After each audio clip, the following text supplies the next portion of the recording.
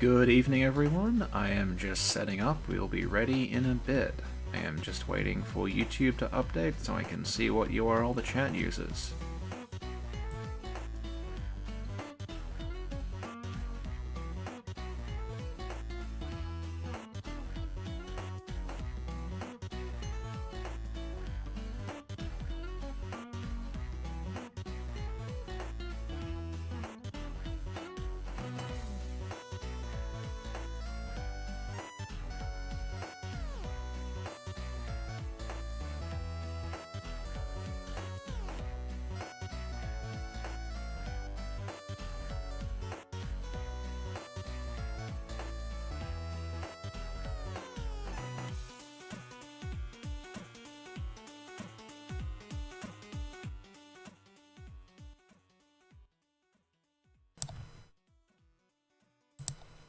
Hello.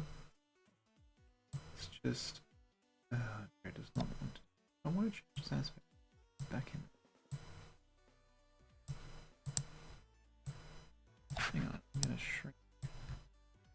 That's a... Haha.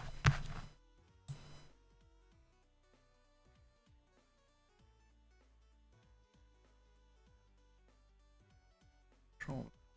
Good.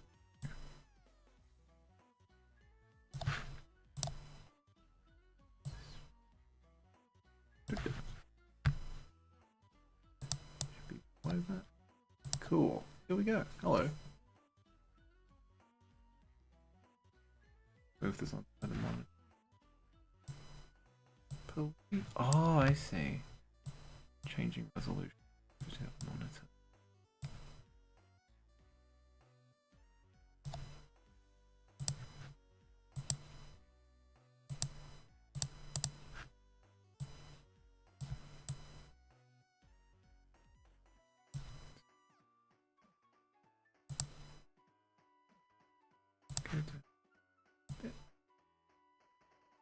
That's better. Hello, everybody. Question is, can I actually see you? I assume I'm getting audio because I see audio on the screen.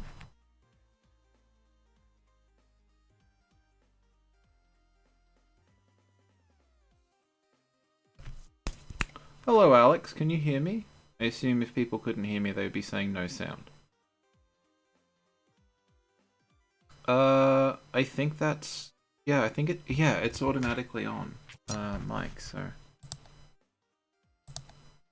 Yep, we got the right mic selected. All good. We can hear you. Excellent. Okay, let's go. So...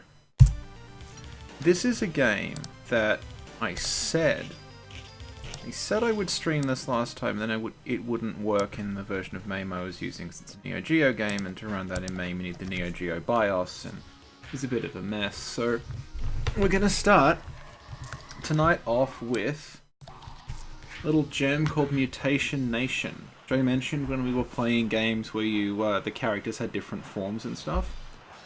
This is a game where your characters don't have different forms, but all the enemies do. And actually, I think I'm on the wrong setting. Haha. I need to put this in arcade mode, so I can cheat my way through it by just feeding money into it. Alright. Actually, let's watch the intro, because the intro is glorious.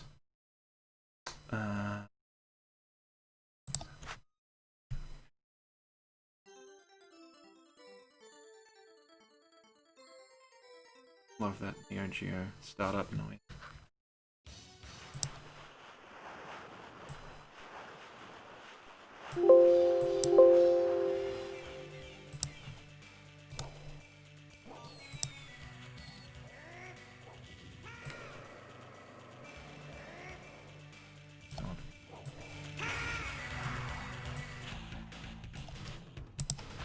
Neo Geo is great, yes. Neo Geo is, people who, I guess people might not know, Neo Geo is basically a home arcade cabinet. It was very, very expensive, and the library is mostly fighting games. Hang on. So it doesn't have much value if you're me, who doesn't like fighting games much, and I've already figured out a problem with this, which is that the controls aren't configured properly. Hang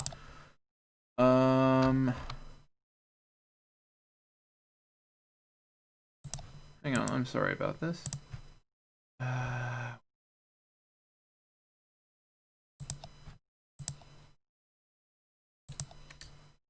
That's better. Okay, sorry.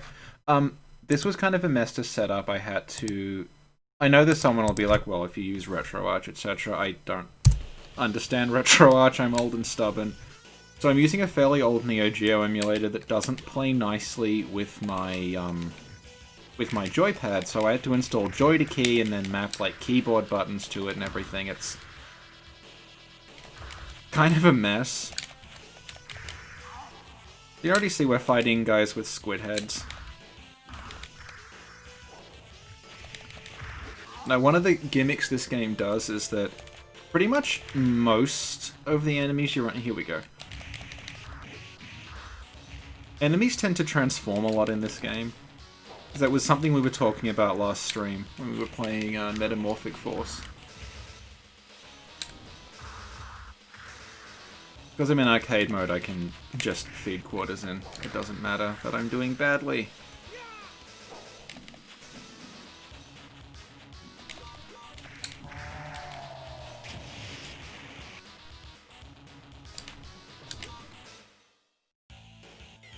Then after this I'll go back to MAME for some other arcade games. I know you can configure Neo Geo games to run in MAME, I just haven't. I haven't really used MAME for about a decade.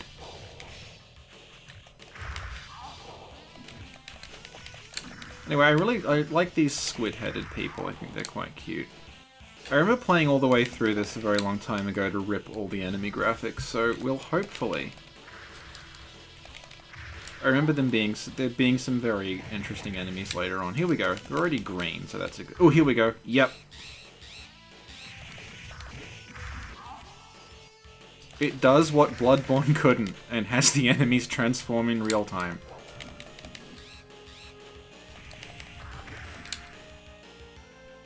Oh wow, 4 Neo Geo games in one cabinet. Hello, nostalgic douchebag. Yeah, these beetle people are awesome. I was gonna download Bloody Raw, but I didn't. Maybe we'll do Bloody Raw, so this is just gonna be a constant series of, like, furry games, I guess, transformation games. I know, like I said, I'm not very good at these, but I know the ones that have kind of nice enemy designs and set pieces and stuff, so what we're gonna do is I'm just going to take you on tours of them, and I'm sort of doing arcade games because I can just feed money in and brute force my way through them. The other problem is that most of the games I'm actually, like, quote-unquote good at are strategy games and simulations and stuff, which don't make for very interesting off-the-cuff streams. You sort of need to plan them out. Like, I don't think anyone wants to watch me, like, go get the Lionheart on Disc 1 of FF8. As a live stream. It would go for about 10 hours and mostly be menus.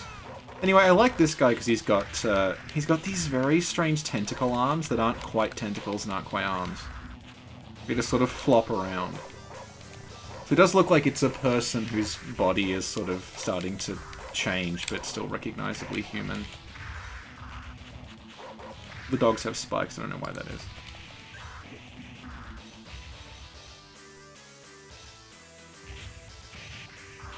I love Bloody Raw. I mean, I love the idea of Bloody Raw. I'm not good at Bloody Raw.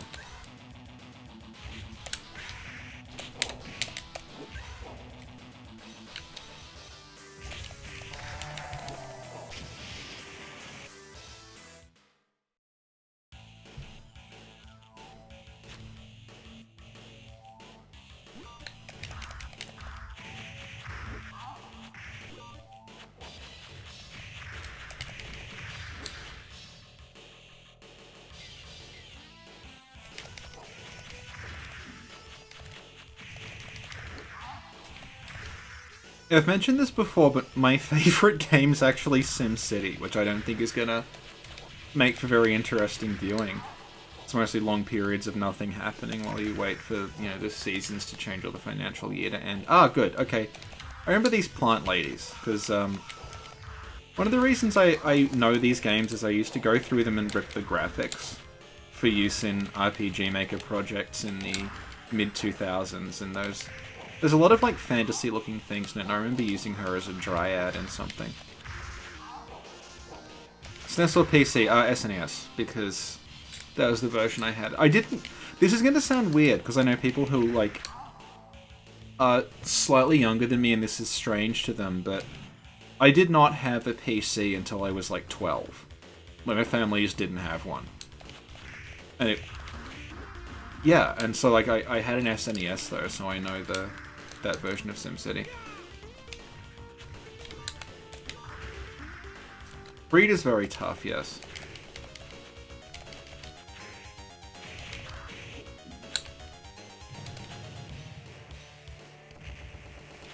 Oh yeah, if it's your first time playing, also, she's extremely tough. I think that gargoyle thing in the background comes to life as a boss later on. Yeah, Freed is one of those things people thought was, like, unreasonable even at the time. Yeah, because Alex, you're around, like, our age, I think. Hey, Dark Moonblade. Oh, yeah, look at that. We've got it.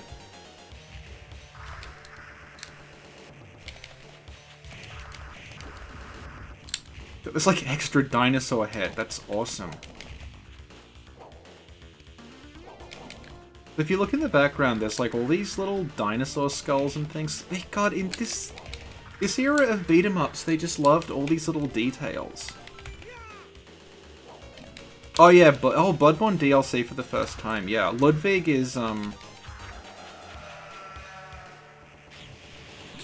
Ludwig is pretty tough, but, like, I guess I consider Orphan and Lawrence to be, like, the really hard ones of that thing. I guess it depends. Oh, Ludwig's first phase is, I think, harder than the second one because he's just flailing around like a monster, really.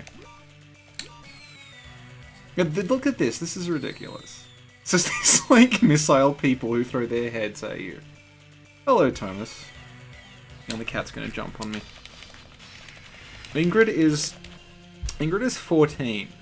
When cats get old, they have trouble controlling their claws a bit, so she has a habit of jumping on me with her claws out, which is quite painful because she attempts to sort of hook into me and climb me like I'm a piece of furniture. Yeah, look at all these cool monsters.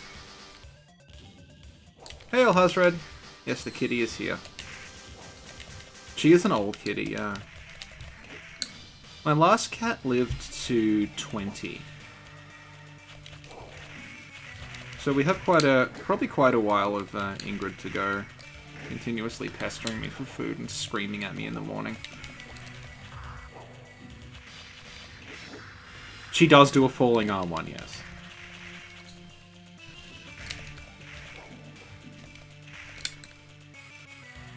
I think this game is pretty short.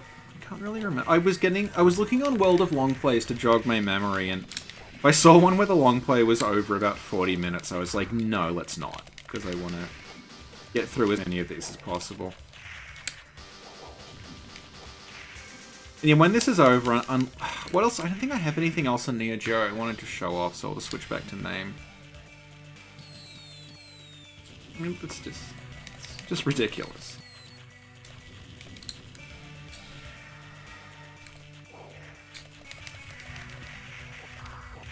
Sin wants to do, when she's back from the woods, she wants to do a co-op run of Captain Commando, because that has a playable baby in it, to allow her to indulge her reborn fixation.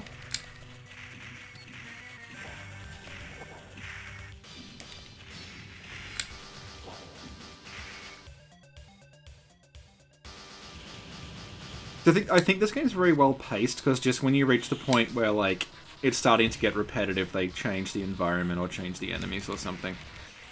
I think this guy turns into something, I can't remember, but this is not a very interesting boss design, I think. He's just a guy with some sort of tuning fork things. You know, in a game where the first thing you do is beat up a guy with a squid for a head. This is, I think, a step down, but...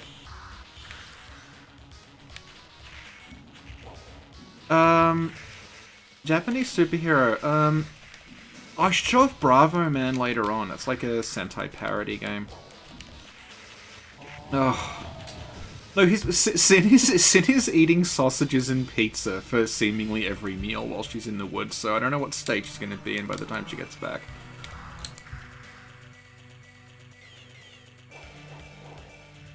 I guess the plant women again.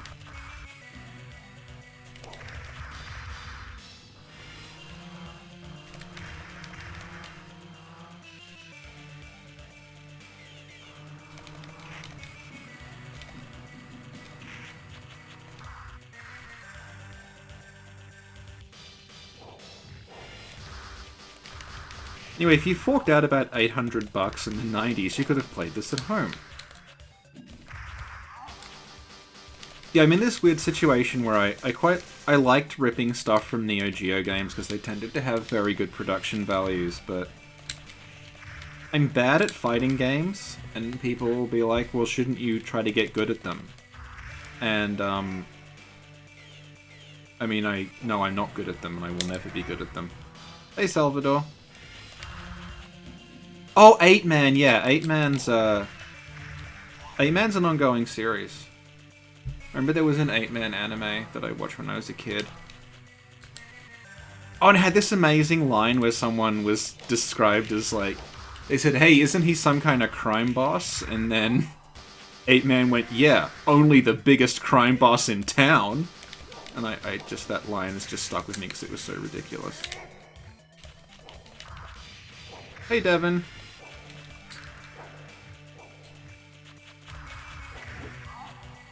I'd just say I really like the squid guy, but now I've killed about 25 of them, and it's the novelty is beginning to wear off. You know.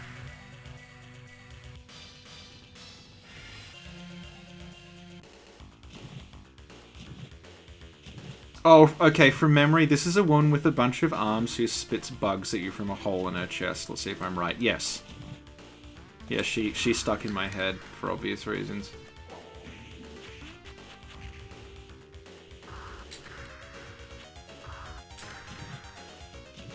Good question, they might be snail heads. I think they're squid heads because the eye is on the side, whereas if it was a snail, they would have eye stalks, but...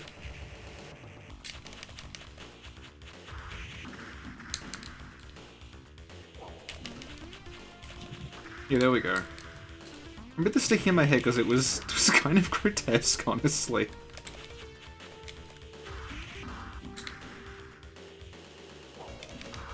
Yeah, games from this era loved, levels set in nightclubs, so they had an excuse to put weird things on in the backgrounds. Does she vore you? I don't think she does. There's a streaming group I watch who actually, like... There's a disturbing amount of vore they find. It's just become, like, a recurring thing in the chat. Yeah, she is like, Shiva from Mortal Kombat 3.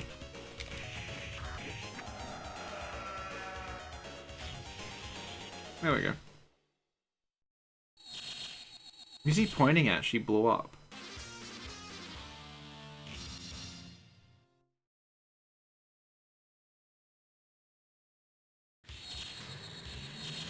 Guys, another great beat-em-up staple, the level on the back of a series of trucks.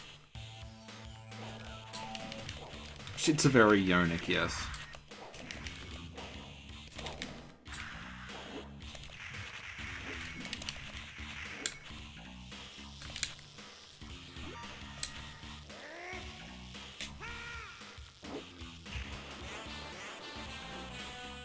So this is like, I don't know, it's kind of... A lot of these games, they have like the screen clearing attack is mapped to a specific button.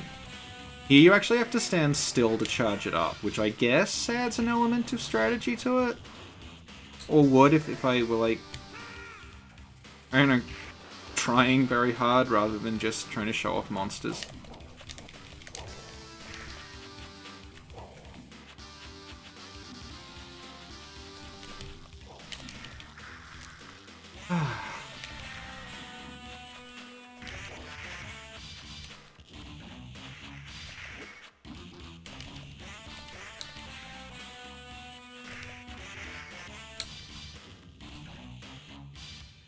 See, these guys aren't that interesting, because I want to see mutants, I don't want to see a weird doll face thing.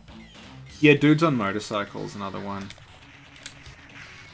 Oh, there's a guy on rollerblades. That's very 90s. Look at that.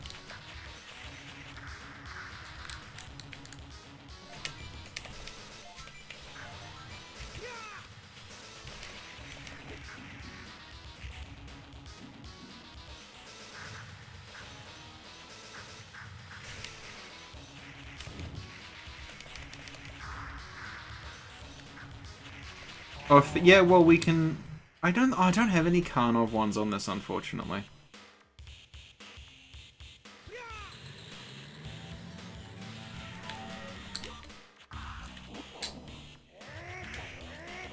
What does B do? Recharge up a B. Oh, maybe I'll just die. I don't know. But yeah, like I was saying, a lot of these games, the screen clearing attack is mapped to its own button. So what you do is, you would use it when you were surrounded as like a desperation thing. Whereas here, you have to hold it down, which means you can't do the screen clearing thing unless you have a lot of space around you, which is kind of subverts how they're usually structured. So that's, I guess if you were a connoisseur of beat-em-ups, that would be kind of interesting. But I'm really not.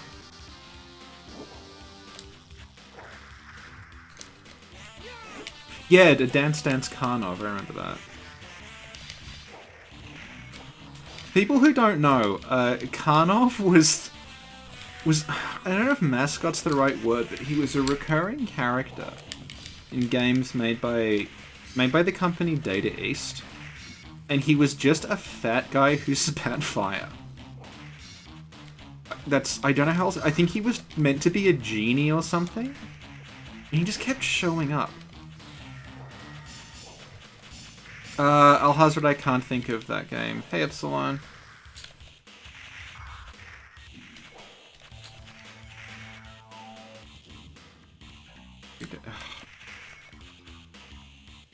Cool.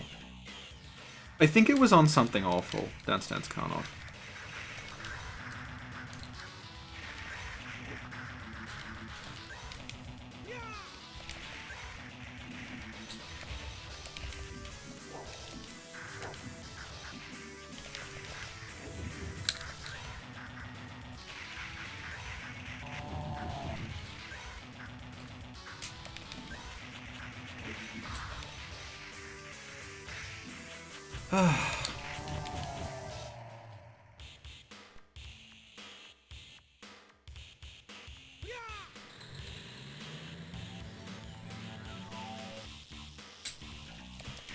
Yeah, I'm sorry, the enemies are so repetitive in this.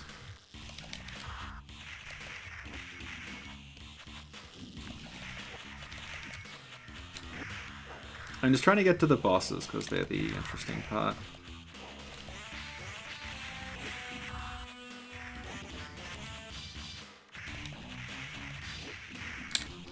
Anyway, yeah, when Sin gets back, I think we're gonna finish the Bloodborne DLC, because she's been grinding in chalices to get up to a level where she can do the DLC in New Game Plus. I think she still has a +2 weapon. Okay, this looks like level ending. Good. Hey, look at this guy. That's cool.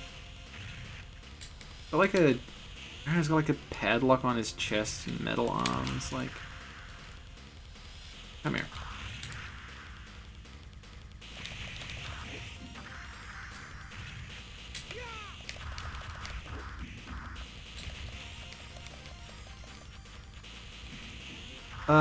Good. I think Karnov is meant to be Russian. Karnov had a kind of like sidekick character of questionable tastefulness called Chelnov, who is a Russian man who got his superpowers in a nuclear meltdown. And his name was Chelnov, and if you know how Japanese works, B and V are the same sound, so he could also have been Chernob. Loki will make a return, yeah.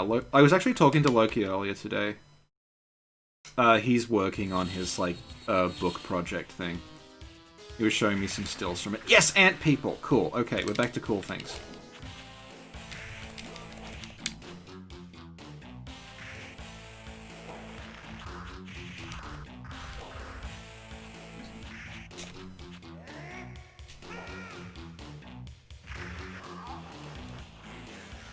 But these ants, look at that weird head they have. Like, this is what I want from my Mutation Nation.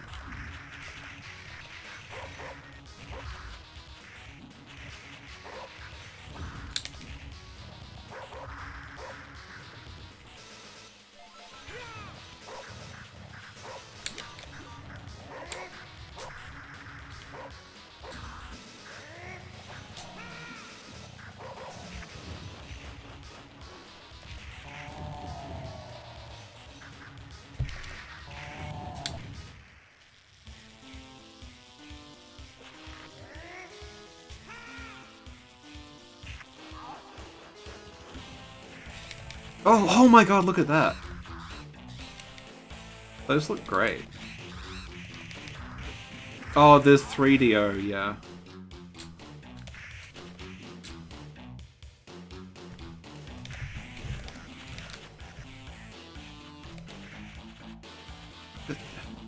Come on.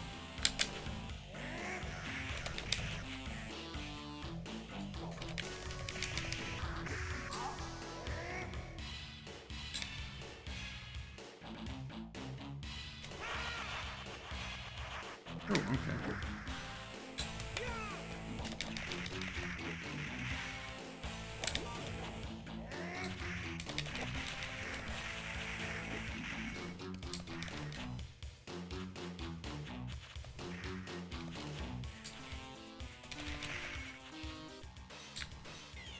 This sounds like a boss. Good. Oh yeah. Oh, it's a palette swap of the guy from before.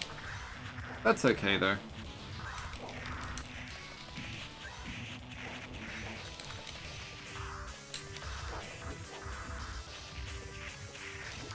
Yeah, this is very anime.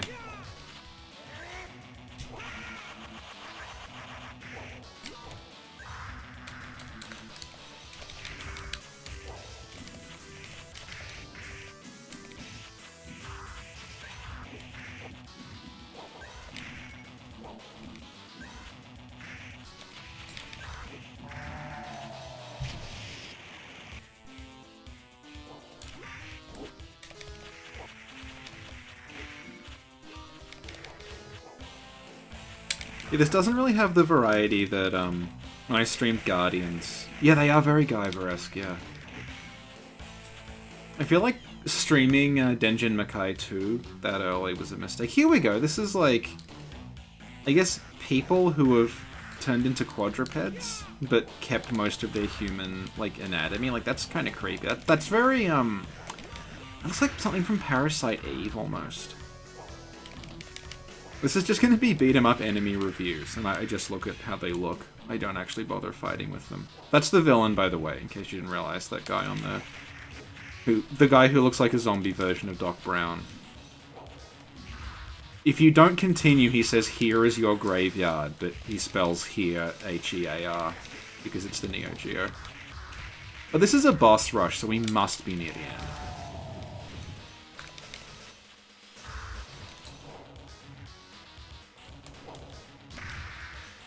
We should do Parasite Eve 2, because I used to play that a lot.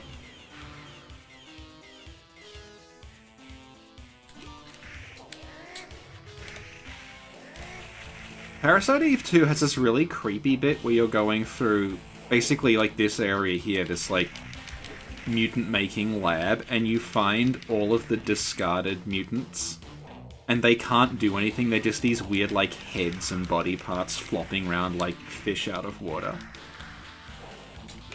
And you just have to shoot them all.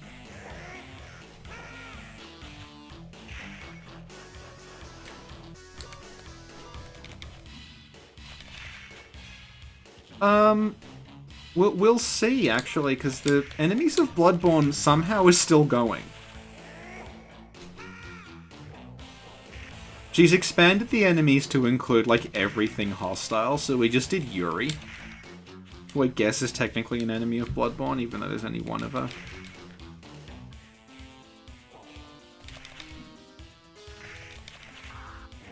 Oh yeah, see, like, this is something that people won't understand now, but, like, Parasite Eve 2 came out in Australia, but not Parasite Eve 1. Because this is back when it still wasn't standard for, like, all games to get PAL and NTSC. So, like, I played Parasite Eve 2, and I did not play Parasite Eve 1 until emulation. Because it's never, but we just got 2, and it was called 2 and everything, and there were references to Parasite Eve in it, but it was not available. And that's still true on the, because the PSN store still uses, like, the old, must be just to do with who had the rights to publish it. But, yeah, you can't get Parasite Eve in the Euro or Australasian PSN store, you can only get 2. Have I played Lost in Vivo? No, I haven't, but I will think about it. The way this is going to work is that Sin has that Black Lives Matter itch bundle, and she wants to stream random stuff from that. And then that turned into, like, okay, she'll stream random stuff from that. But then she was in the woods, so it's like, what can you stream? And I was going to stream from it, and then I was like, I also have some, like, old games that I sort of wanted to talk about, so I'll probably do some of the itch stuff as well. It's a later point. I don't know what this is, by the way. I mean, it's interesting. It's like a frog attached to the legs of... What was that thing from X-Men? The guy who ran the Mojo, who ran the TV station? It looks like that. Oh, I have not played Third Birthday. Third Birthday is Parasite Eve 3, by the way.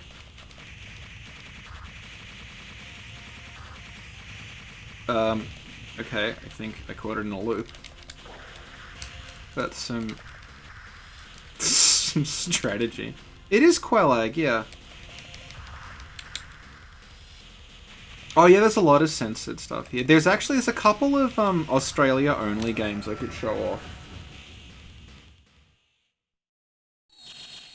Like, there's a game that was, I'm gonna have to turn it down to discuss this.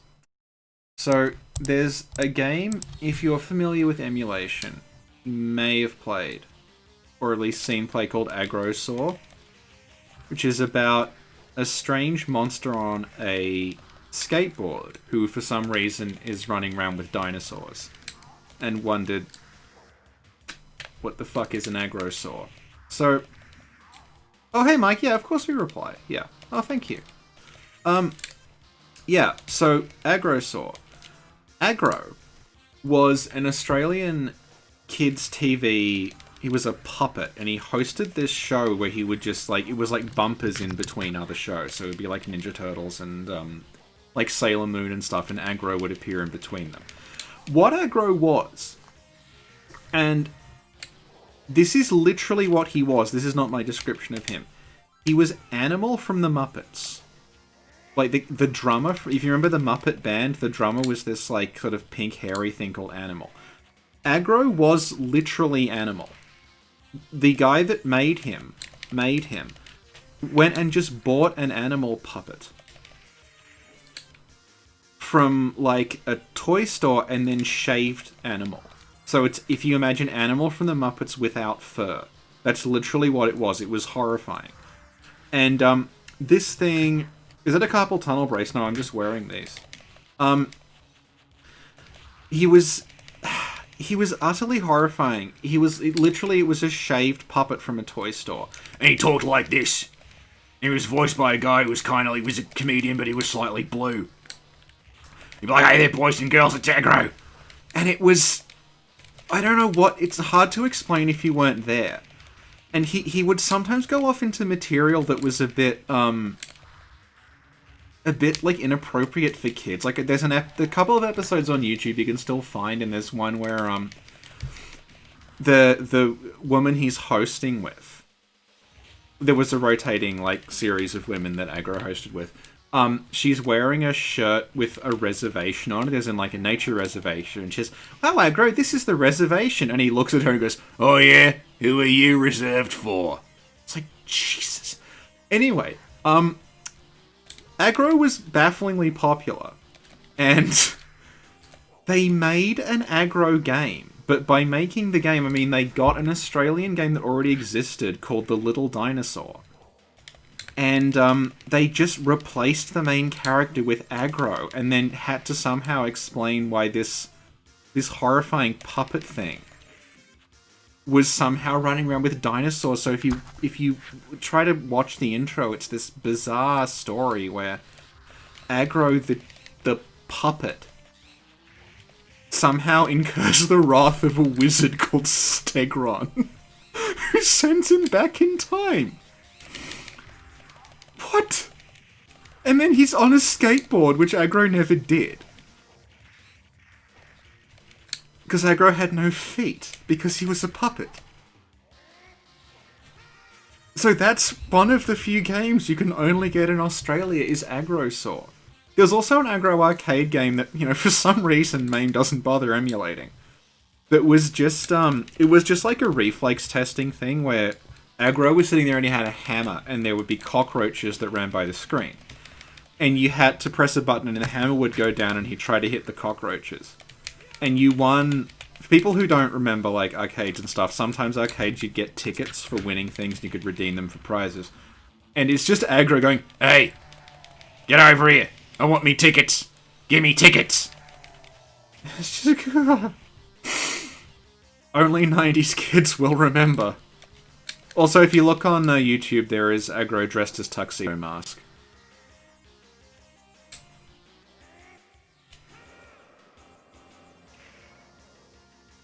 Yeah, a lot of my stories do sound like they end with, "and then it turned out I was staring at a black screen the whole time," but Aggro is real. We've got the receipts. No, he was more like... I don't know. It was like, you know, like a Krusty the Clown figure, except a horrifying shaved Muppet toy. Also, it was the one, like, puppet throughout about 10 years of broadcast, so it just became increasingly disheveled. And by the end, it just, like, it's just falling to pieces and disgusting.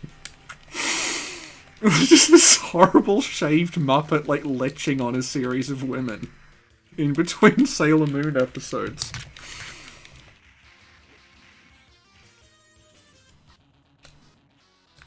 I'm getting a little sick of fighting these tuning fork guys.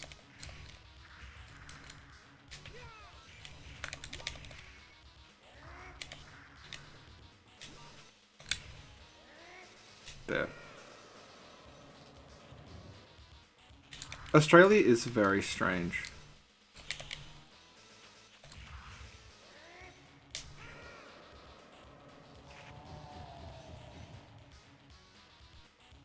But yeah, if you look up Aggro's Cartoon Connection on YouTube, there's a lot of like off-air recordings of it.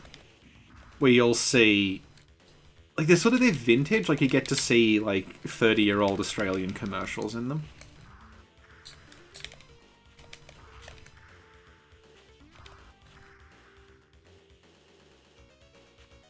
Oh yeah, and Aggro's sidekick was, there was the woman, there was like this... A woman who would, like, they changed them up. I think there were 3 or 4 women who co-hosted with him. But then there was this horrifying thing called Crikey the Clown, who was, like, just a miserable-looking clown who did stuff with... It was just... What else did we have? We had a show that was a... I was talking to, I think Mimi about this last night. We had a show that was... It was a rip-off of, Legends of the Hidden Temple, but it was called Amazing. Like, Amazing. There was Amaze in it instead of the Temple. And the, there was a section where they had to play games, and the games were... It was, like, Super Mario Bros. 3, like, okay, Bubsy the Bobcat, and Kabuki Quantum Fighter. Who chose Kabuki Quantum Fighter as the game that children would play on this show? Like, I'm sure people here who were there at the time probably don't even remember Kabuki Quantum Fighter. Was that the end? Oh, hi. Here we go, here is your graveyard.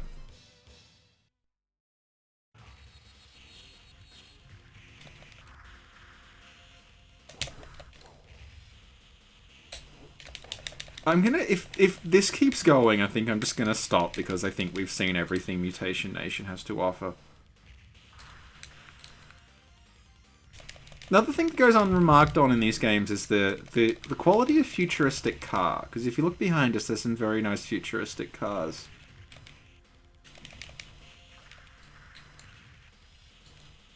Orcs, but yeah, they do look a bit like orcs.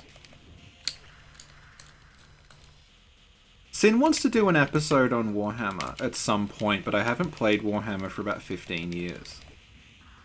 And I don't want to put the cash down to get back into it at this point, so I don't know. It would have to be about the older versions.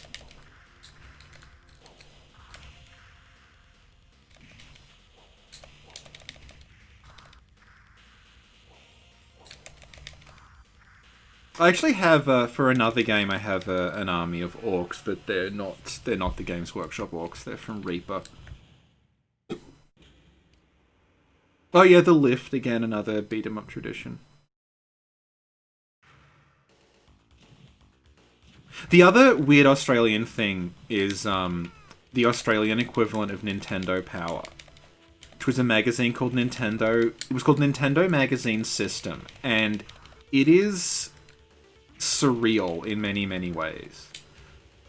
The major thing people remember about it is that the letters page was obsessed with hating on Sonic the Hedgehog, to the point where, like, there would be approximately 2/3 to 3/4 of the art in any given issue of that would be images of Sonic being disemboweled. And I mean disemboweled, like very graphically killed on screen. By, like, usually Mario, but sometimes, like, it was the 90s, so they would trace images of, like, Wolverine and Spawn and stuff.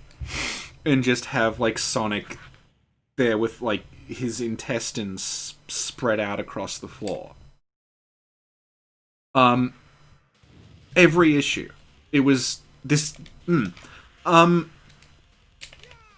It ended up with, like, 3 different letters pages at one point, because no one could agree to sort of what would be posted in them. Like, there was a... Okay, this is another thing that, like, you'd think, what the fuck, but this did happen. There were people who wrote into this magazine, like, by hand. This was, like, the early to mid-90s. As role-playing as though they were Yoshi. And they all had different names. They would have different names based on the color of Yoshi they were. So it'd say, I'm the red Yoshi, my name is Roshi. I'm the blue Yoshi, my name is Boshi. And they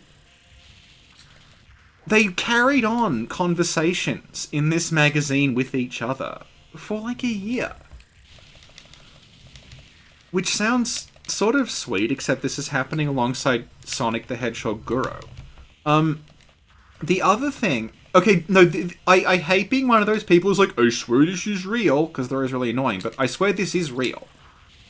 There was a guy who wrote in repeatedly in character as an Indian man called Mr. Prasad, who was just... I don't even know. You would just say, hello, it's Mr. Prasad, here's a drawing of me.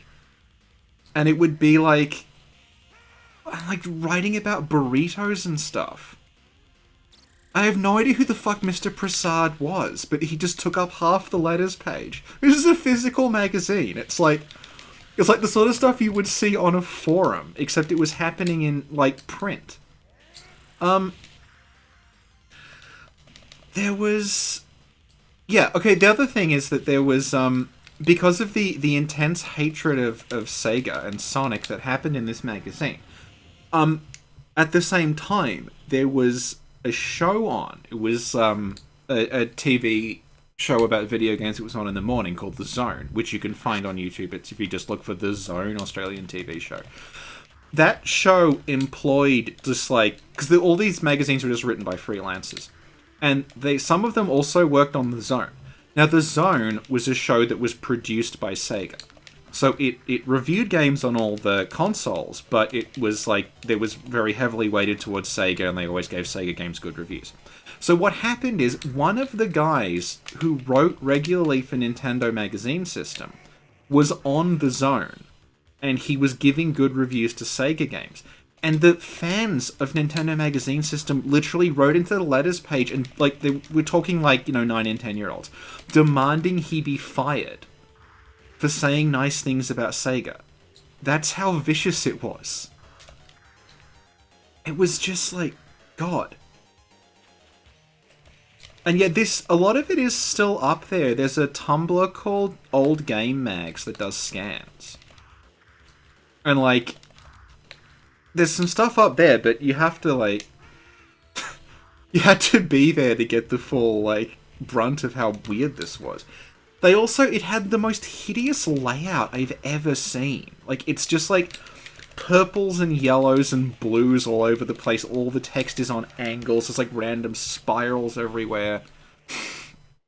Oh, God. I also remember they reviewed Chrono Trigger without having played it. That was another thing they did.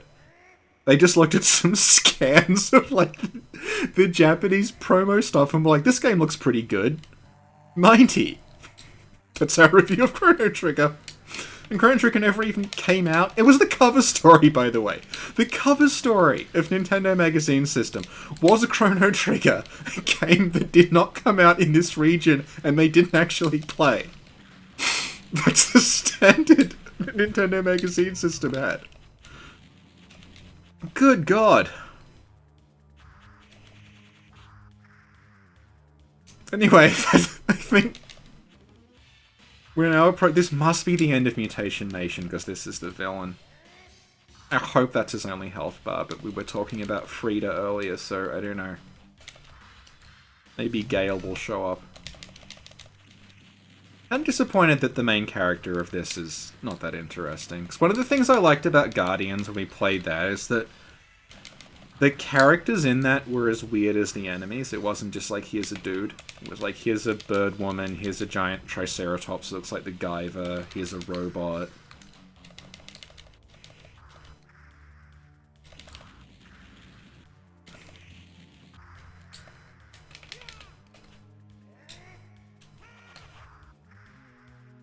I actually still have, because I've been doing a big clean out because of COVID. Because I'm currently in, like, the room I grew up in. Because I've, like, basically, like, because of COVID, I'm, like, with my parents for a bit. But, I did a big clean out, and I found in one of the cupboards just piles and piles of old magazines, and I think there's some Nintendo Magazine System stuff in there that we could conceivably go through.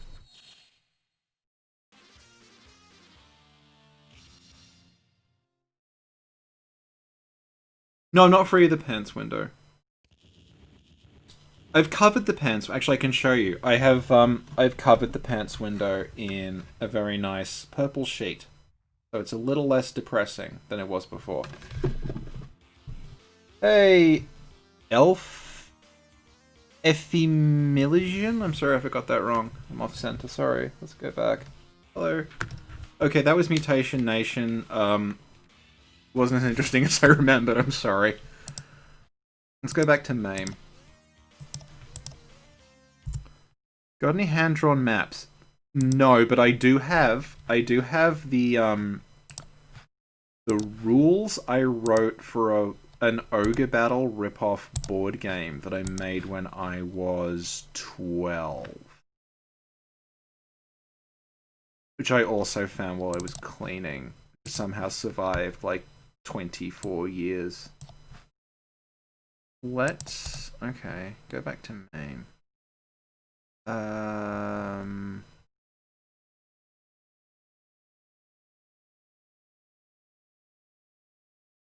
Properties. MAME. I've actually reinstalled MAME since last night, so hopefully... I tried doing the whole, like, RetroArch all-in-one thing, and I'm too much of a dinosaur to understand it, so... It didn't quite work out. I do not have Alien vs Predator, unfortunately. I do really remember liking that game, though. What we got? What do we got? Let's try... Did Act Thansa work? I think I tried that last time and it didn't. Yeah.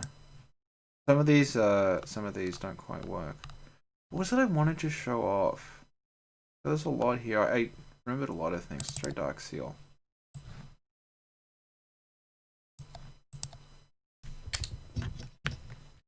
Oh, whoa, I'm gonna have to change the main window. There you go. A bit better. Do a room tour. I've done several room tours, but as I keep redecorating. Why are you so loud? This is a, like a top... It's kind of like Gauntlet, I think. Oh no, I haven't reconfigured my drivers. Shh, damn it. Okay, hang on. Sorry. You're talking while I'm doing this. Hang on. Inputs. Okay, that's still there, so it must just be the coin slot that's not working. No? No, wait, okay. That's interesting. Unless Joyda key is fucking up, hang on. The, one I was using before, I had to configure Joyda key to make it work, which is a program that maps your joypad onto your key. Okay, it is picking up the inputs, that's fine. Who will we be? I'm the wizard. May the gods guide you in your quest to save the Oh, okay, it is working. It doesn't show up on the screen. Anyway, this is a little... kind of like Gauntlet, I guess, but isometric.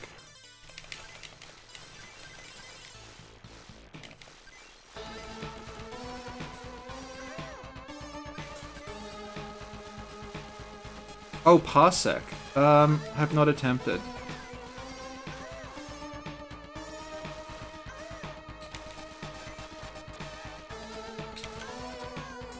Now, I actually thought this was another game, and I just remembered I'm thinking of Dungeon Magic, but just see how far we get in this.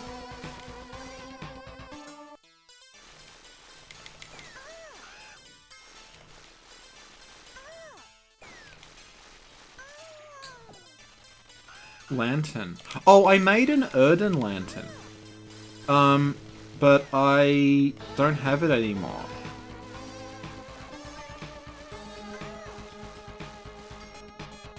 Basically, like, I'm good at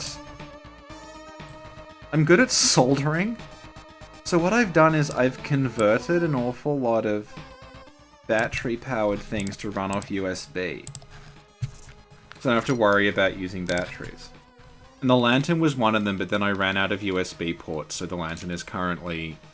it's currently in my cupboard somewhere, not plugged in anymore.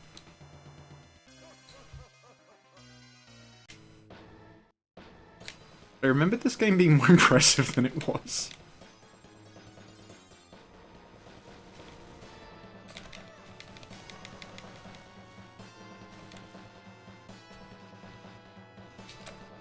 Why am I... oh, I'm poisoned, okay. I feel like doing an RPG thing in an arcade game may not have been... I don't know. D&D arcade game works. I was thinking of Dungeon Magic, so I want to play that instead. Do I have Dungeon Magic? God, I'm sorry, this is a mess. I don't even get Dungeon Magic, I'm an idiot. Oh, hang on, let's play Dragon Breed. People brought up, we're talking about like interesting enemy designs. So Dragon Breed is a game that's got some very, very strange... it's kind of like weirdly Giga-esque in some ways. Everything, it's like HR Giga, but everything's covered in fungus is a good way to describe it. Here we go. Let's watch the demo for a bit. So the idea behind Dragon Breed is that you're playing as the guy on the dragon. The dragon itself cannot take damage, and actually hurts things that touch it, but your little dude will die in one hit. So, the idea is you're trying to, like, but your dude is also the thing that's shooting, so you're trying to, like, manage...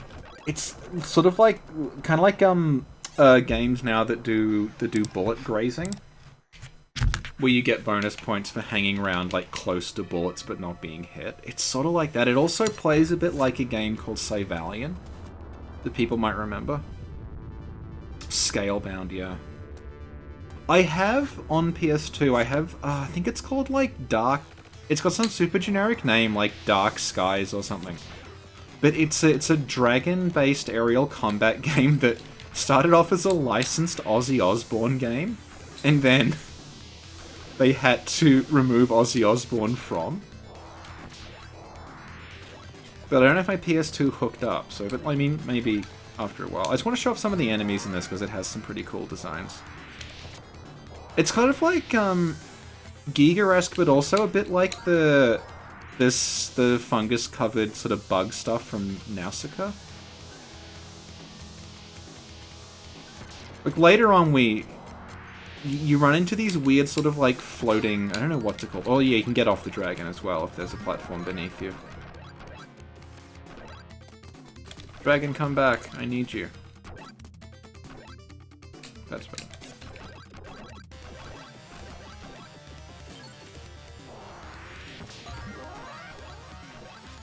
Yeah, back when I didn't really know any arcade games and I was just looking for stuff to rip, I used to just search by name. So I would search for everything with dragon in the name, everything with blade in the name, trying to find fantasy stuff. Here we go, this is cool. This is what I mean. Look at this. I'm gonna pretend I deliberately died so the stream would freeze.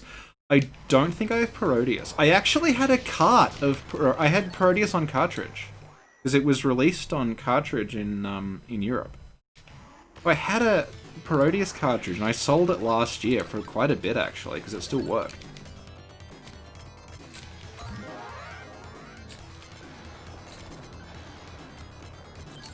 Sexy... I could get Sexy Parodius. I made a list of ROMs to get and didn't get any of them. I'm still playing the ones I had last time. This is one of those games where it checkpoints you can't just shove coins in to get through it, so I'll play it for a little bit longer. I like the dragon mechanic. Show Anarchy, good god. But yeah, I like the idea of the sort of the curled up dragon having to use that to kind of herd enemies around. Yeah, Parodius did not get a US SNES release. It got a European one, though. Oh, Gal Shell, yeah. I know Gal Shell.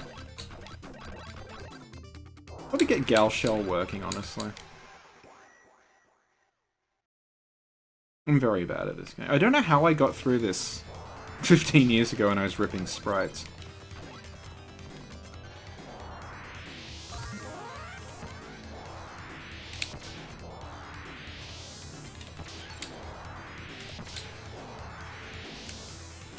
Oh god, yes, sense. Well, when was Galshell the one where Slow Beef streamed it, but they'd just written esports across everything so you couldn't see it?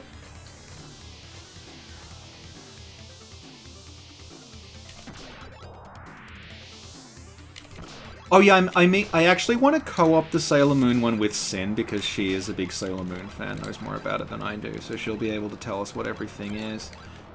Pixel Ripped. No, I have not. The only thing I've ever played on PSVR is Derasune. Here we go, we're back here. Look at this cool thing. From memory, there is a huge sort of like snake thing later on that takes up half the level that you sort of have to fly under.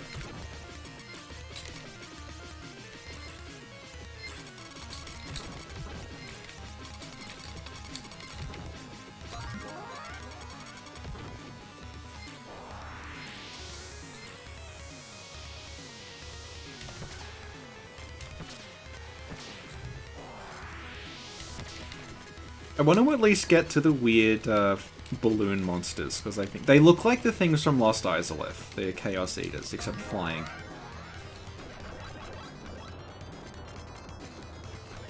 No, I quite like this. It's kind of like playing Centipede, where you had to like herd the sort of body of the creature around, kind of navigating something very long. I always wondered, like, there aren't that many games where you play as trains.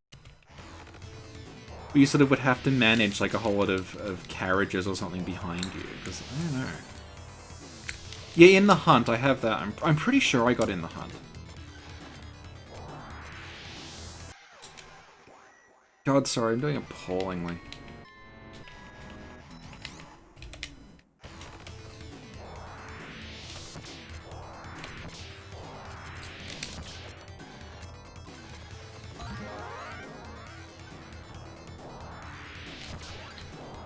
I feel like next time I should think this through better and like theme it. Could have like the dragon stream, the submarine stream, the furry stream. But basically I'm filling in time because Sin is still in the woods, so we can't really record. We tried recording something today, but like there's about literally 10 seconds of lag when we're talking, so it just doesn't work.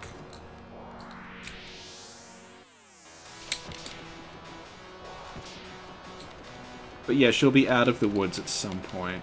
Yeah, Alex, I think the one you're thinking of is Silkworm. Oh, look, a weird... Look, is that like a chicken? What the fuck is that? It's like a chicken with valves on its back. You know, I feel like... it's kind of worth it even if you don't like shmups, because you got to see a chicken with valves in its back.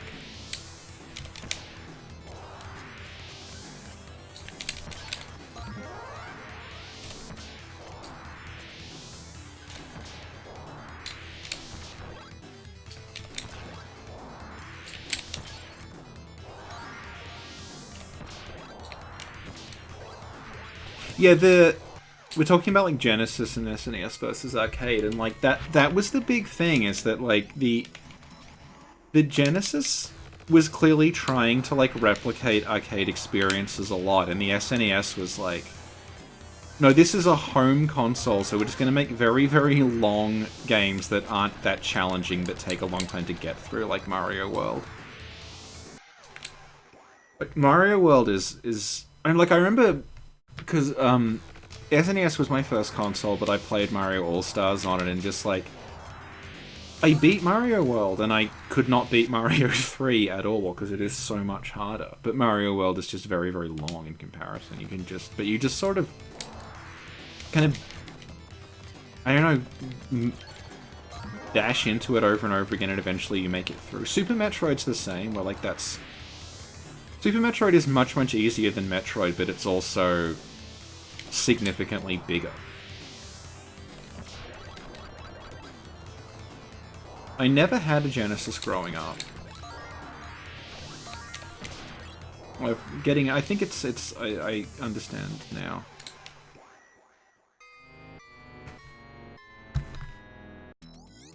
I think that's enough, because this is just getting embarrassing. Okay, I want to see how Golly Ghost emulates. It doesn't. Good. Did they add a... Ooh, okay. Did they add the house? Yeah, Fantasy Star 4. There were a lot of good RPGs on the Genesis, but it's mostly an action thing. Did Golly go... Golly... I don't know how this is going to emulate. It's not. Okay. It's going to be a black screen. It's a black screen. Okay. So...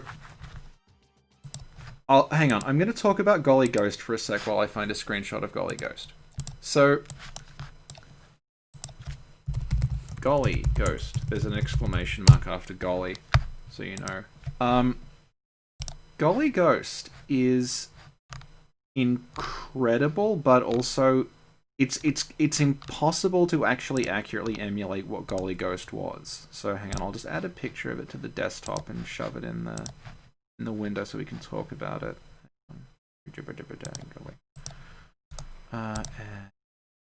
Image. Where is max res default? There we go. Okay, there's Golly Ghost. So, Golly Ghost was an arcade game that was played on a diorama. Can you see my... I can't see my cursor. Yeah, it was practical visuals, like you were saying. So I'll just blow this up so it's a little more obvious. That's like a dollhouse, what we're looking at. Like, that's all 3D and physical. And all those, like, doors and things, they're on hinges and, like, springs and things, and they pop open. And as they popped open, you could see when we were playing it before, all these little ghosts were flying around on the screen. So what it would do is, there's a pane of glass in between the dollhouse and you, and it projects that onto the glass. So you actually see all these transparent ghosts flying around this dollhouse, and it's all timed. So, like, the fridge will open and they'll fly out of the fridge, and they'll fly from the fridge to the toilet and stuff like that. And it's really, really cool. And it's impossible to emulate because you actually need a physical dollhouse to do it. That's a really... Yeah, hologram games. Yeah, it's a really neat concept, and it's just... you can't recreate it. It's impossible to do that on a console because you need the dollhouse. I wondered how they'd emulate it, and the answer is they didn't. I thought maybe they'd stick a little image of the dollhouse, but they didn't. What else is here?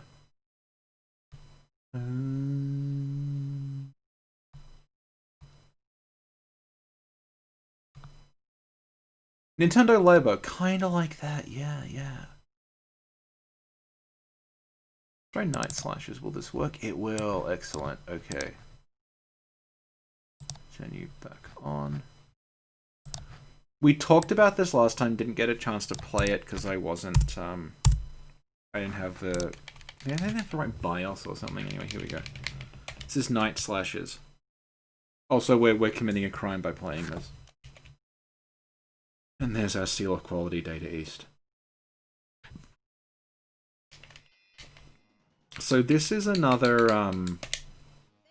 it's like a beat 'em up with a lot of interesting enemies in it. Already, like, I'm quite a fan of these characters because we just have this guy with mechanical arms, because why not? Here we go. So, off to a great start, you just plow through zombies.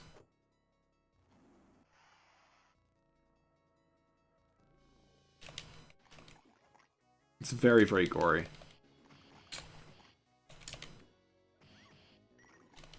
And, like, this, it sort of looks like it's just going to be zombies, but as it goes on, it just becomes increasingly, like, all the monsters we can think of. So there's, like, vampires and werewolves and stuff. Move chat a bit over here so I can see it. Hello, chat.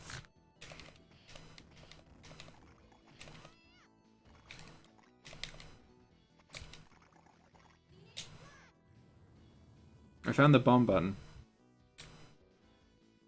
Also, from memory, this is quite short. I remember playing... Oh, I love that there's a zombie, but he's having a rest. He's, like, lying up against there. Like he's on his break.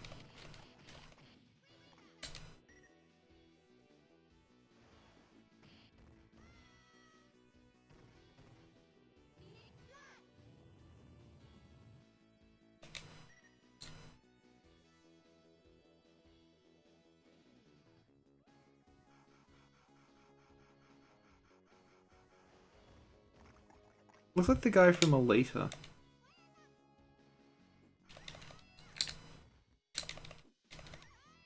You can see, yeah, these fights seem to be kind of quite fast. Less like Battle of Attrition-y like the previous one. Do modern zombies count as gothic horror? I think if they're created by mad, like, scientist corporations? I don't know. I guess if a corporation makes people into zombies, it's less gothic? Not an expert in gothic literature, though.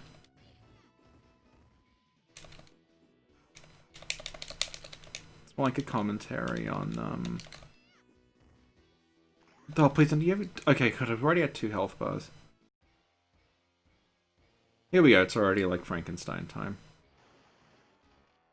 So this is going much faster than Mutation Nation. I have no idea what he's saying. Like... Actually, Frankenstein is the name of the doctor. Yeah, the gothic stuff in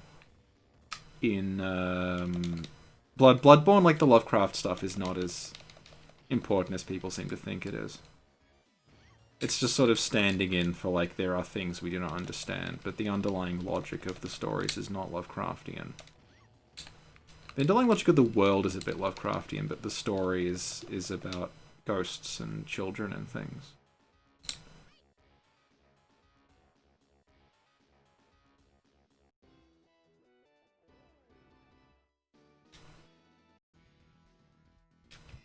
Oh, this is a vampire outside. Yeah, or yeah, it's getting good now. And the barrel's got bats in it. And the bats explode into human remains for some reason. Oh, hello. Hey, look at that werewolf! That's cool. And just a guy made of fire. See, Mutation Nation wishes it had this much variety in it.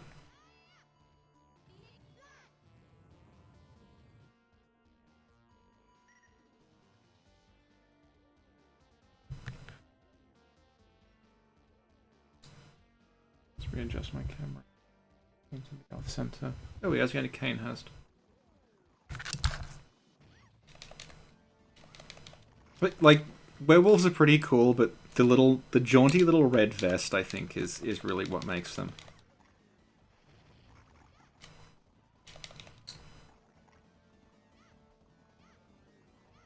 Yeah, it's a very Teen Wolf thriller looking werewolf.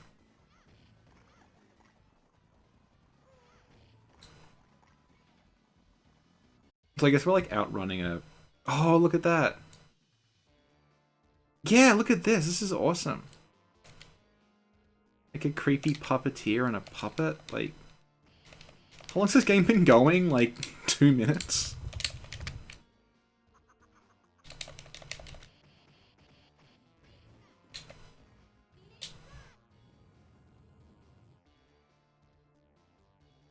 Yeah, yeah. Crumbly infrastructure of malls instead of... Like, this is just for anyone who's listening. Like, Chad is talking about the idea of, like, dead malls and things like that as a side of gothic horror. There are very few dead malls in Australia. It's, we didn't have as many built, basically. Like, there's 2 malls here and they're both pretty active.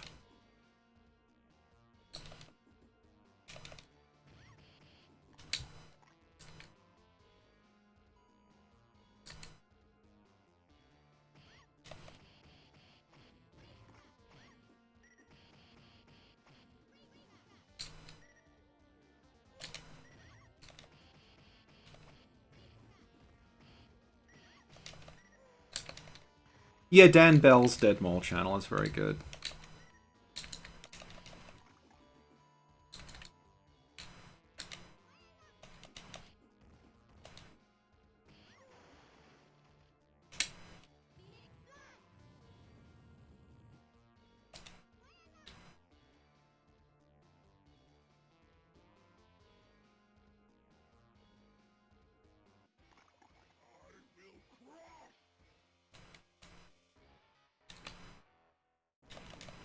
So that even the golem is bleeding.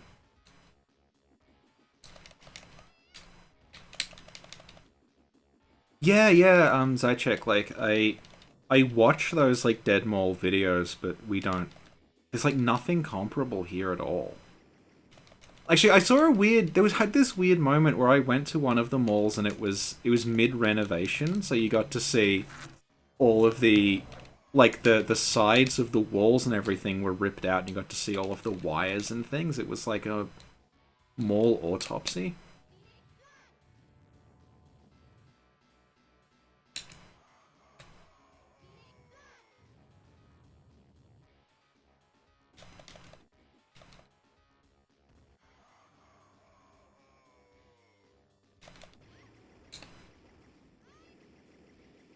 Oh, speaking of Rust Belt horror, Sin needs to stream Night in the Woods, because that was in the that was in the bundle she got, and she doesn't know what it is. I think she'll like it.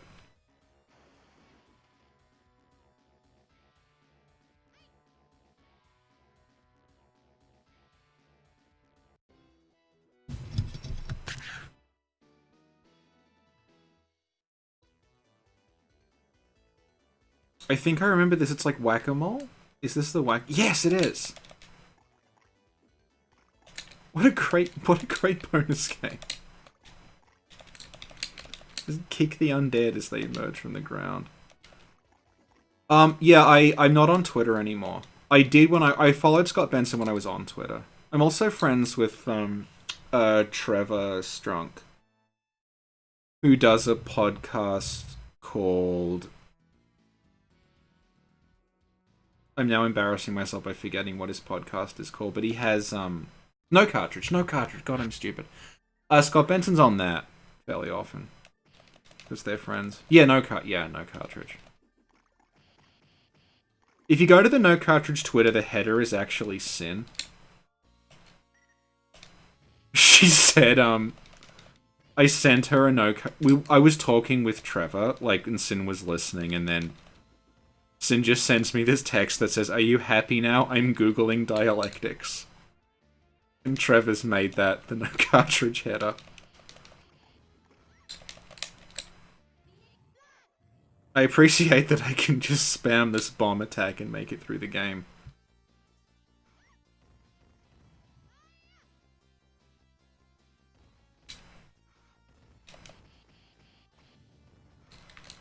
And yeah, Xenolalia, who's sometimes in chat, she is the social media person for No Cartridge.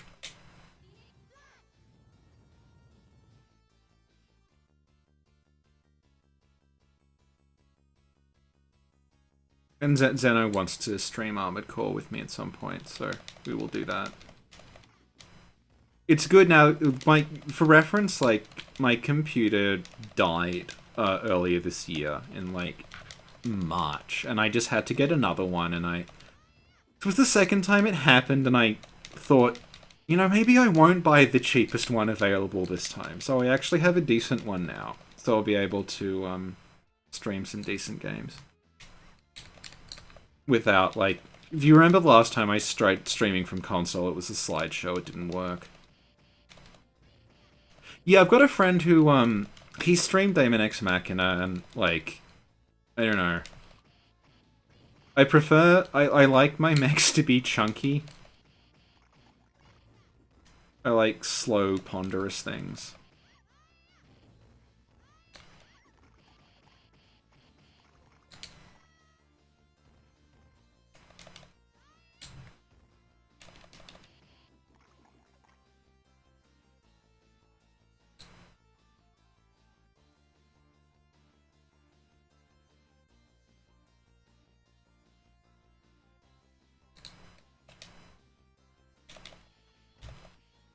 And now there's just like a knight. I like this. We've gone through all the different types of horror. We've started with For Answer is fun. Yeah, I have For Answer. I have all the Armored Core games that got PAL releases, which is like 3/4 of them, I think. But yeah, a lot of like pre PS3, a lot of games just did not come out in this region at all.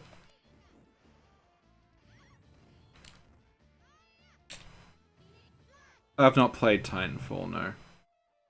I haven't played anything.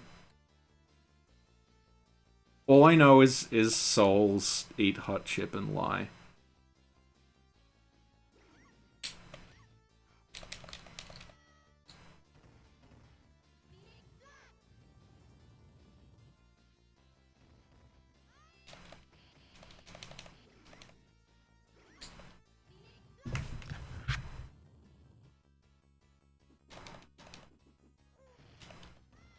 Oh, I remember Virtual On, yeah.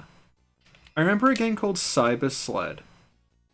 That, it was set up, it was like 1v1 in 2 different cabinets, and you drove these, like, tanks around shooting people. It was great. I think that was like, did that was that on? It became like a launch title for some console around the time. Was like they were just bragging about their port of Cyber Sled.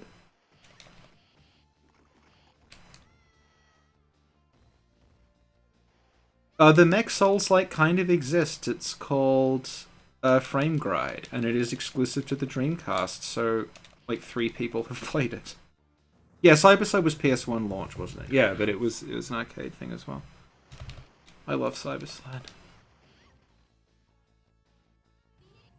I think we're almost at the end of the game. That was quick.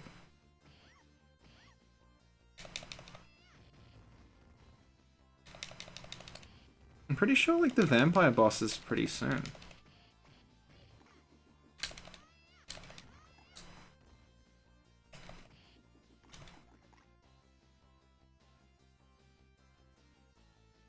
Yeah. Okay.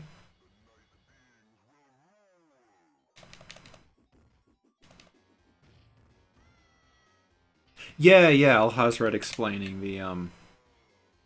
the Cyber Sled PS1 version having textures and stuff, which the arcade one didn't. Yeah. So I'm not very good at talking and playing at the same time, even though all I'm doing is like, I'm just doing this. This is my strategy. This is how I beat the game.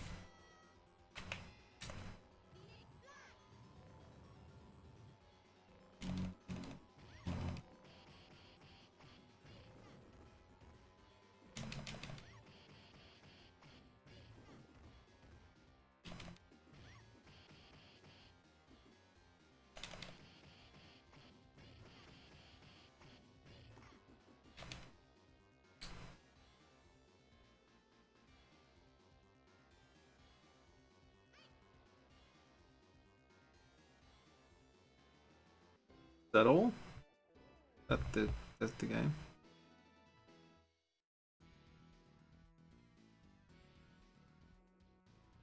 No, we found some sort of sacred mirror thing. Alright, let's go.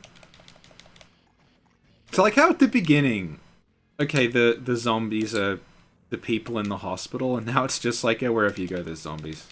They're just a thing now.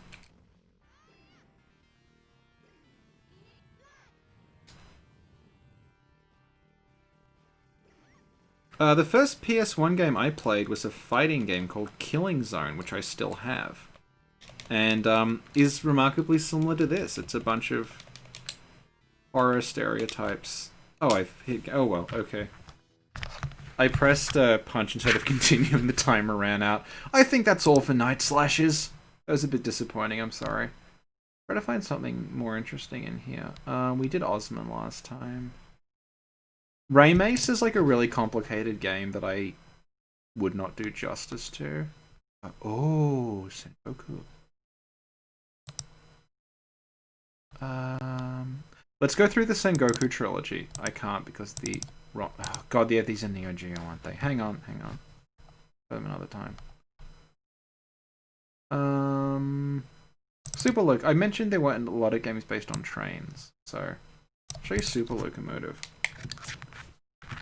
So, yep, this is 82, it is older than I am. This is a very, very odd game that is kind of hard to classify. So you are the train, and you're playing on 2 screens at once.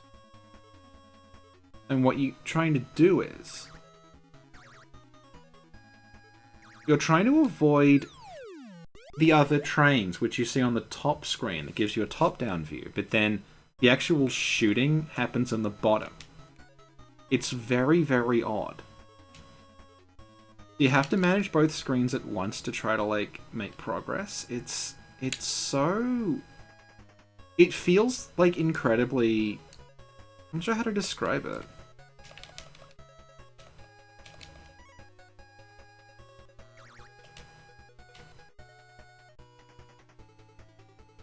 It feels like a high-concept game that had come out now, almost. The way that you have to manage these 2 different displays, and, like...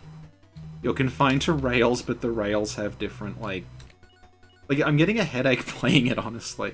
Change, good.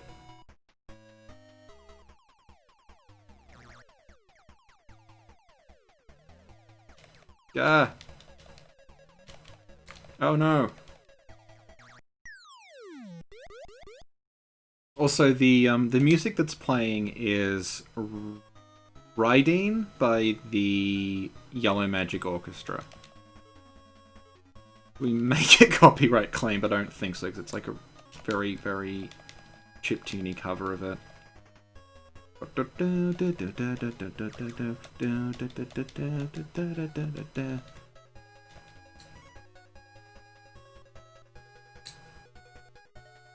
Yeah, it's just like a game that is very, very hard to actually put into a box as to what it really is. It's kind of like Pac-Man, but it's also a shoot 'em up. It's also kind of a racing game because you have to keep track of your oil and finish in certain positions.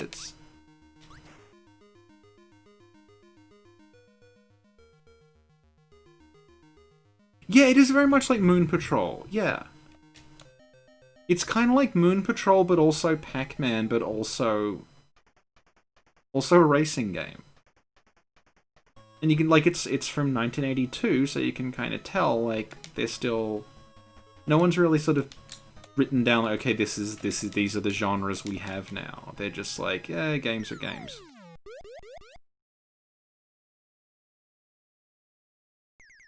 Let's give it another shot.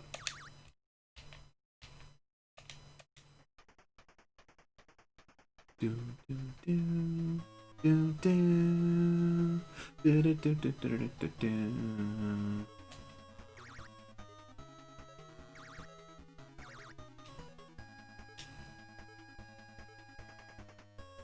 I love Jumping Flash.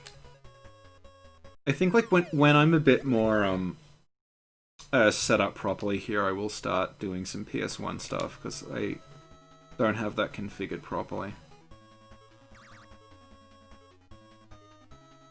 But yeah, this game is great. I'm bad at it, but it's great.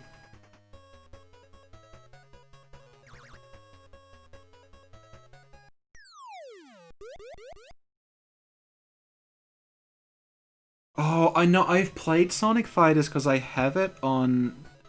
There were a couple of, like, Sonic, like, game collection things that you can grab, and I've got, Sonic the Fighters is on one of the ones I've got. Like, on Gems collection, I think. Ray Fencer Musashi, yeah. I'm trying to keep track of 2 screens and chat. I'm gonna focus properly now.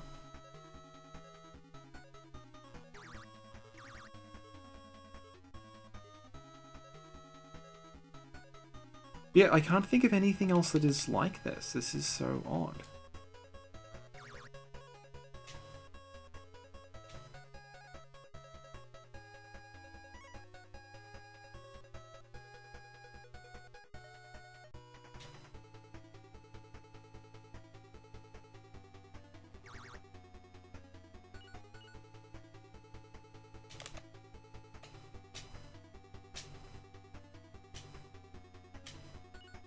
By the way, it's just you have 2 simultaneous viewpoints, and you're trying to control both. Like you have to use one to judge what's coming at you, and then I'll show now. You can actually change the height that your smoke comes out at. It's just a case of like trying to manage all these different things. It's like so. Ah.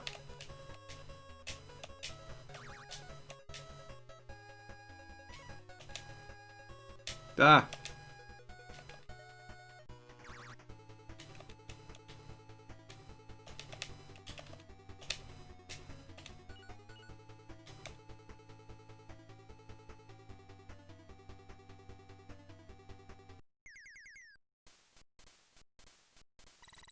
I'll try to do a bit better at the bonus round this time.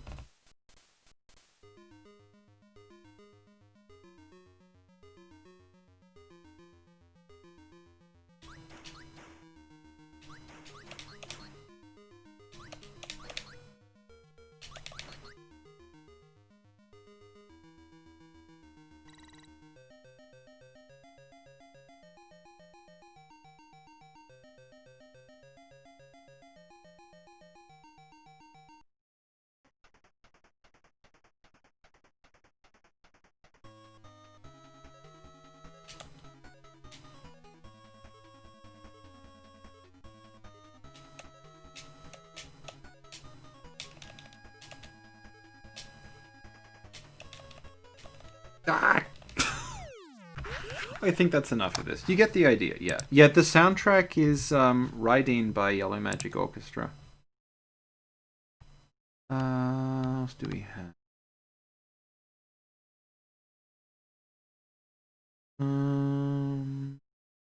Okay, X Multiply.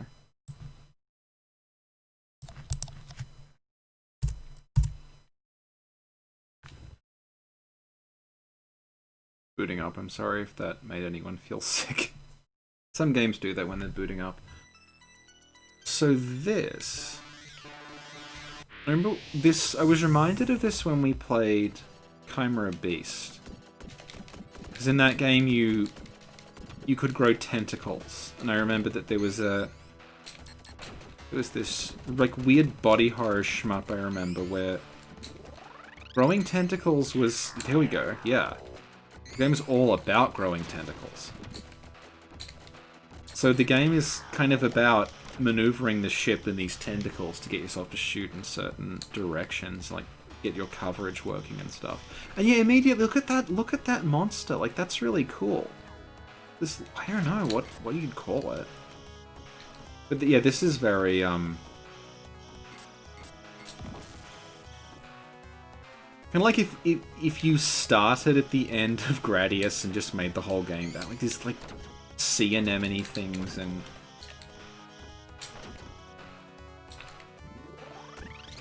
yeah, there's like yeah, Life Force is another one. Yeah, these like just, you know, cysts opening up all over the level. It's great. And kind of like Dragon Breed, our little tentacle arms. They function as a shield, so you can like do a lot of stuff with positioning. You kind of, yeah, like there's a lot of potential strategy that someone who's actually good at this game could probably exploit better than I am now.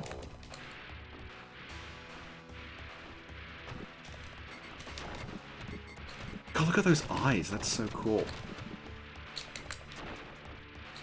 Yeah, these like Giga sort of thing. Like, they kind of looks like someone who's bent in half almost. This is very Gradius, this like volcano thing. Yeah, and that's like a human legs and like a dragon torso. Like, this is... It's cool. Oh, we're gonna be checkpointed in this, aren't we?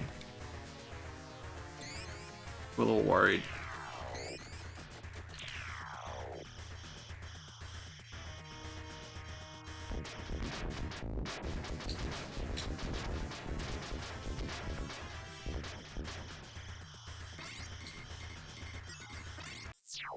Hey.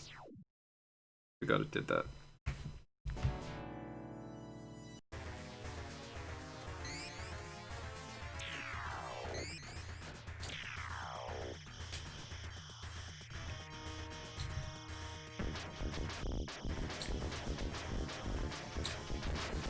Bushido Blade is great.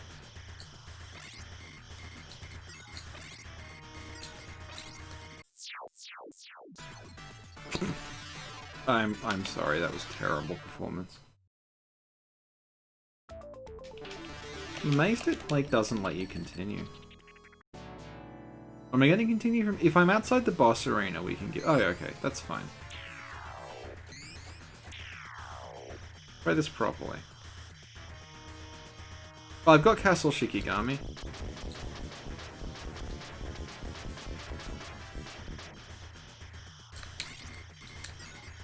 Yeah, Bushido Blade, for people who don't know in the chat, because it's like 25 years old, was a fighting game where every hit... It was... God, what, I'm so bad, sorry.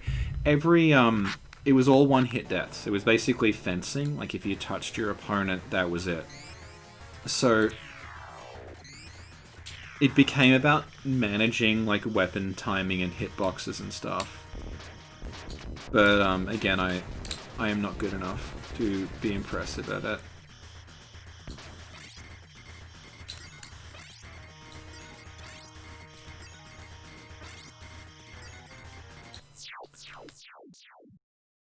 I'm doing very badly.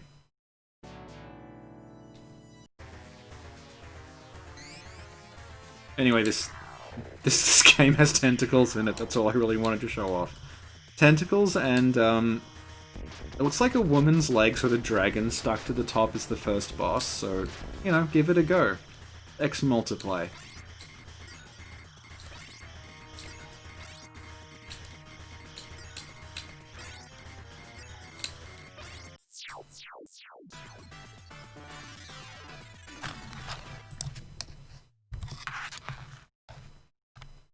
What else have we got?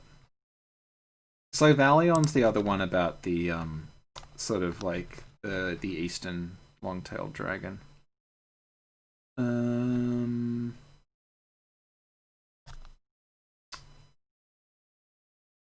think Samurai Aces has some decent looking monsters in it. It's a shmup. Let's move you to the screen. There we go. Okay.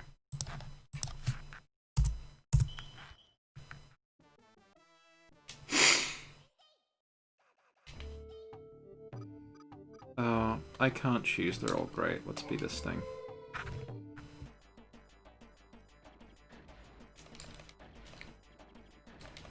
Also, I just realized I was thinking of another game again, but, you know, I mean, that's cool already. We have, like, a demon-faced blimp. Oh, no, I am thinking of this game.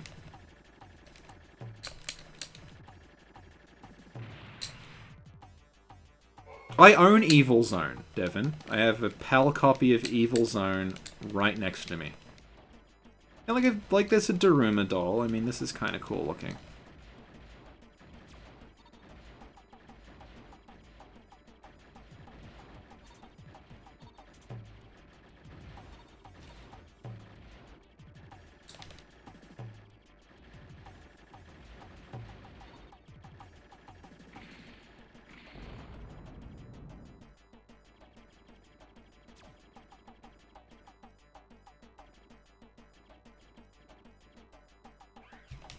Yeah, there we go. It's like it's a mecha turtle thing. I mean...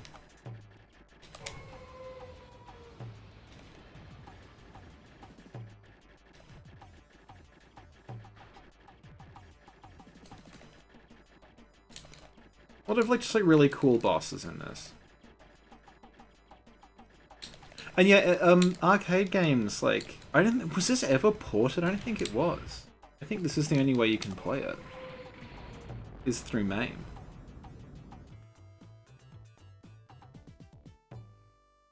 You miserable battle scum. See, look, they've like a little fish swimming through the river. Like, that's beautiful. Now there's horrible human-headed ones like Cos. See, it's relevant. Oh, look, and there's like Jizo statues along the side. So there we go. This is all relevant. Maybe this is the River Sanzu, who can say?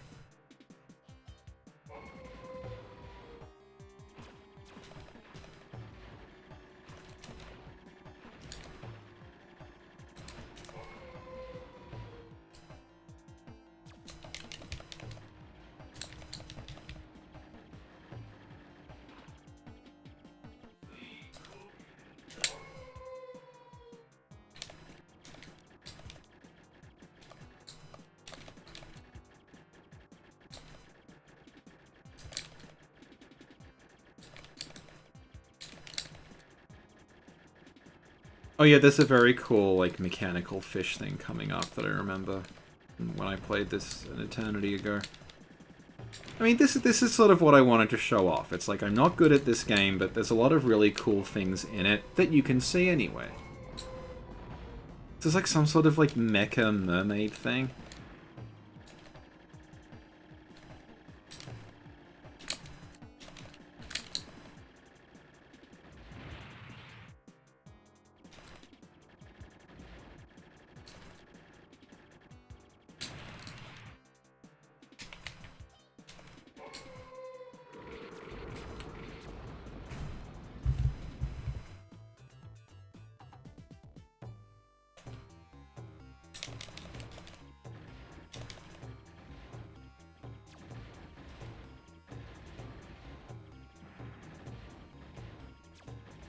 Anyway, this game has a sequel that I actually played first, because I think it didn't have a 2 in the name. But in the sequel, they they keep the basic style, but they abandon the fact you're in a plane and they just have you flying through the air, which sort of kind of looked better, I thought. Fits more with this weird sort of, like, aesthetic they had going on. It was a bit more fantasy-like, so we'll play that next. You also had in that, you had, like, little familiar sort of, like, a little animal floating around you that worked like the options in Gradius. Like, look at that design. I'm not going to shoot it for a while. Look at that design. It's like, what is that? So great.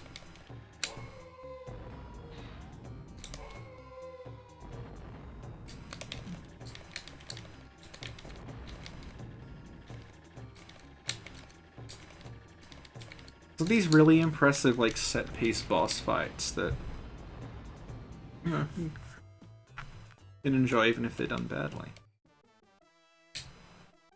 Have I played Radiant Silvergun or Ikaruga? Briefly. I have not attempted to get good at them, though.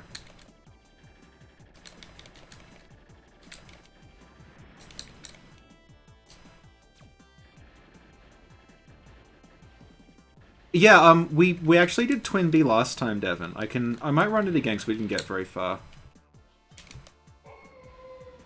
I have, not the first one, the second one that's called Bells and Whistles outside of Japan.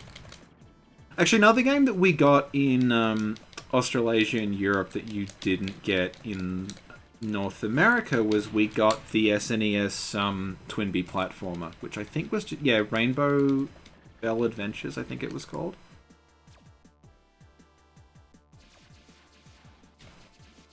Hey, I see, this is cool, look at this.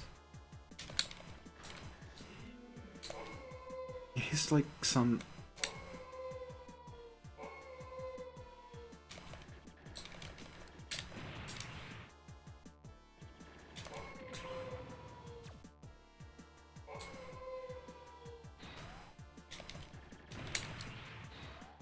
Most embarrassing thing is, like, 10 years ago, I was semi-competent at playing Toho. And fucking look at me now.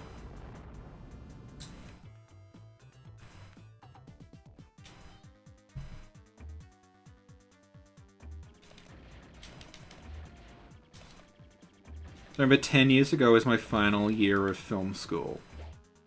And, in between, I remember auditioning actors, and in between the auditions, just playing Toho, waiting for them to come in. Yeah, there is, Devin, there is a TwinBee platformer that I think is just called Rainbow Bell Adventures.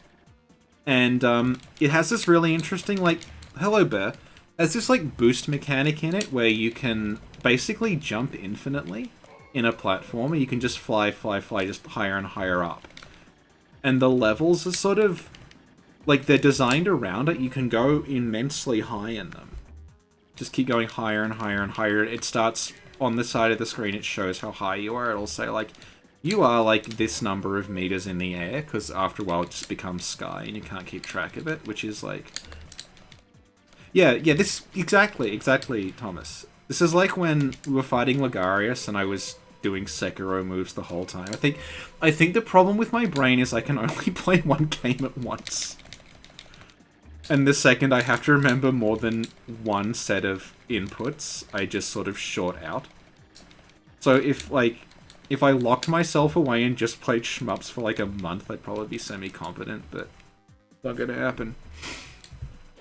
Anyway, I remember the sequel one is even, like, the bosses are even more, impressive and set-piecey, so we'll do that next. And I think that'll be all, because it's 1:45 at the moment.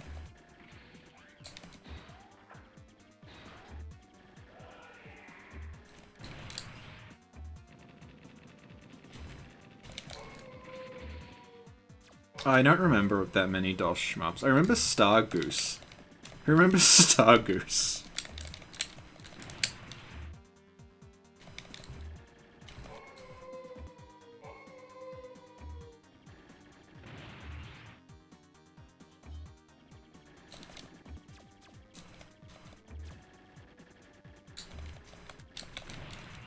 Like, I'm doing so appallingly that, like, the power-ups that are left behind from my previous life are still there on, like, Death 3.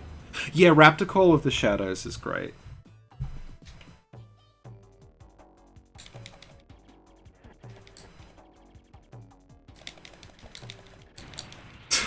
I'm terrible, sorry.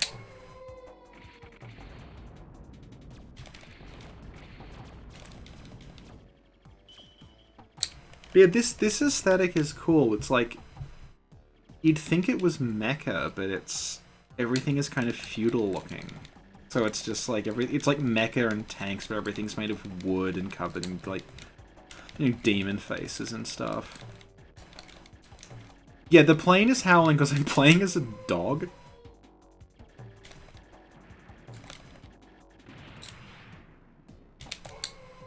You'll see the dog when we beat the level.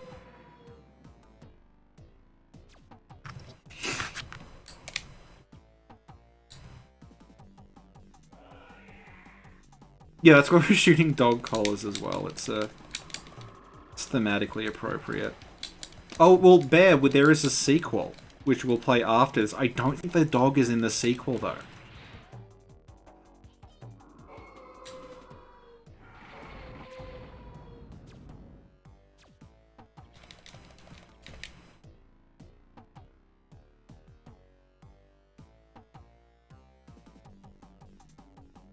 Oh.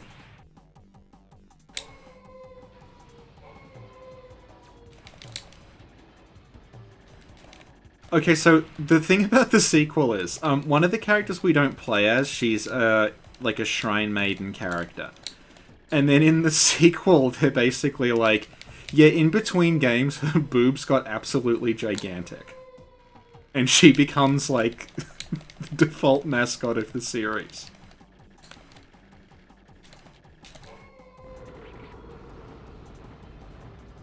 Yes, Alex, this is canon with the dog ending of Silent Hill 2.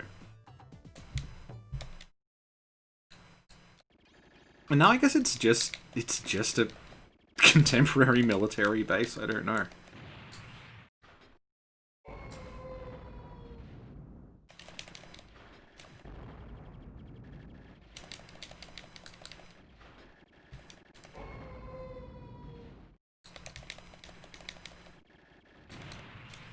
This looks like a final boss.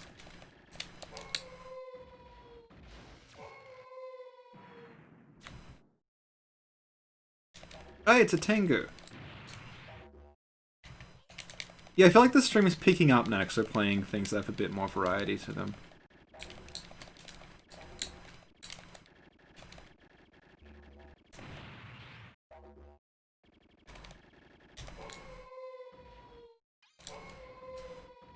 Am I playing anything modern lately? No. I just have to play Bloodborne all day.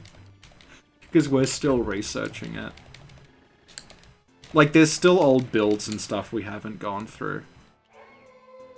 I have FF7 Remake literally, like, on my desk, and I haven't even taken it out of the shrink wrap yet.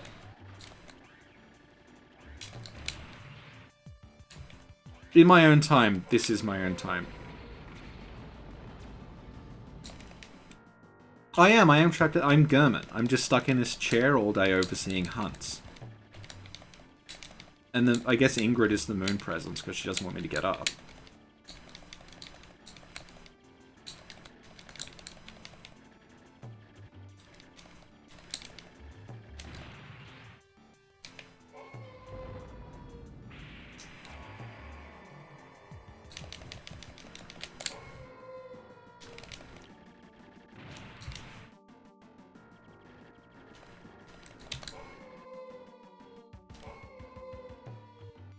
Yeah, FF7 is extremely good. Like, it still holds up. So like, okay, this is interesting because I remember there was a period in the kind of early to mid 2000s where it was popular to hate FF7.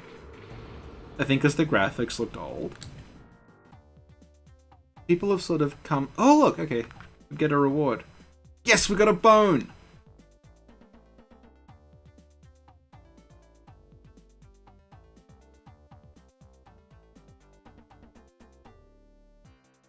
What a great ending.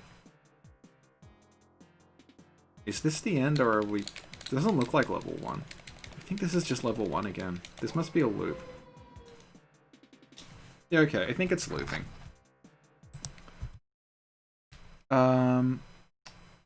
Now, what is the second one called? We have to try to remember.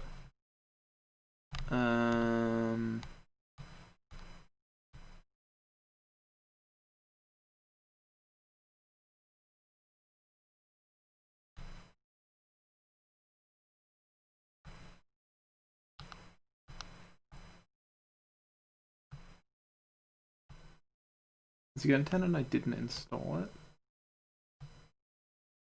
That was Samurai Ace.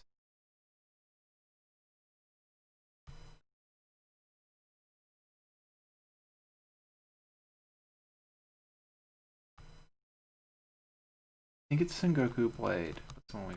That's like.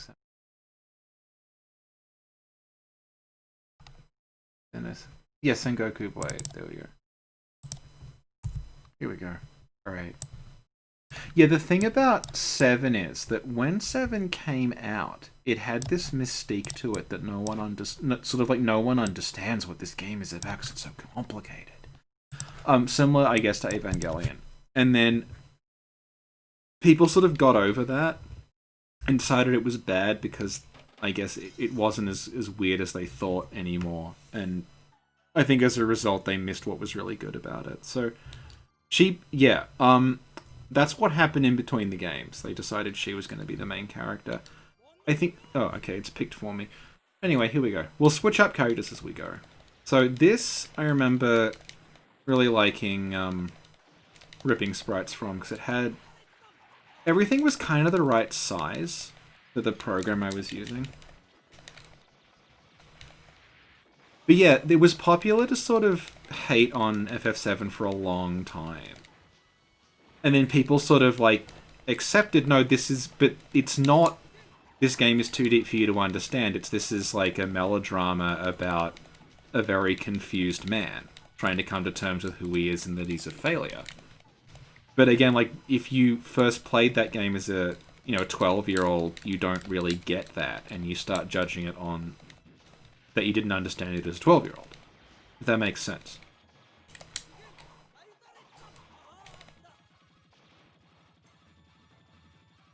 I guess what I'm trying to... Yeah, like, basically, when FF7 came out, a lot of the appeal of it, people were like, well, this game is very confusing. I don't understand the plot. Let's kind of like with some of the Soul stuff. And then, when they realized maybe the plot wasn't that complicated, they turned on it, but they weren't... They hadn't actually gone back to properly reevaluate it and realize what it was actually really about. And Evangelion is the same, where it was initially people were like, my god, what is this about? It makes no sense. And they were trying to like decode all the biblical references as though if you applied a code to it, the whole thing made sense. And then when they were like, sort of realized, no, well, maybe there isn't really a code to it, they turned on that as well. And without realizing again, like, that Evangelion is still very coherently about something, it just maybe you didn't get it when you saw it the first time because you weren't thinking along those lines.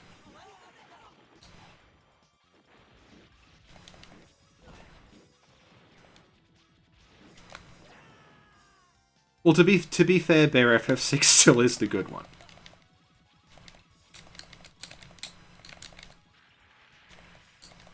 God, look at that. Yeah. See, this is very like an R-type kind of setup where you have this gigantic battleship that you're taking apart, except the battleship is like a wooden and iron thing that's flying, and there's a Buddha statue that's shooting lasers at me, and hello, Red Drifter. Yeah, the thing about Evangelion is that it's like... It's pretty basic what's going on in it, but if you watch it and you think, like, no, what can it possibly all mean? You get obsessed with, like, oh, all these names kind of match the names of things in Judeo-Christian, theology, so if I can decode everything and it all makes sense, and it just... No, like, it's about, like, being a fucked up adolescent who's got weird sexual hang-ups, which is not something actual fucked up adolescents necessarily want to engage with. Be a different oh, I'm stuck as this character, okay. I guess we're this guy. We're not giant boob lady, but there's no... We can't be the dog anyway, so... Look at that! God, look at that is so cool. Look at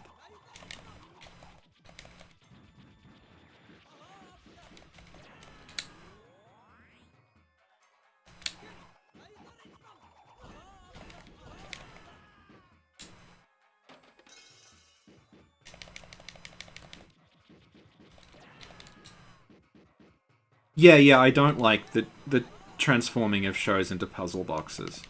Even something like the Souls games, which have a degree of puzzle boxness built in. They're not just like about that one thing. Like there's a coherent thesis to like Bloodborne that is not the same as like sitting there and arguing over the exact timeline of Canehurst. Look at that background. Also, you might recognize that mech is from the first game. She's back again. I don't know who she is, but she's back.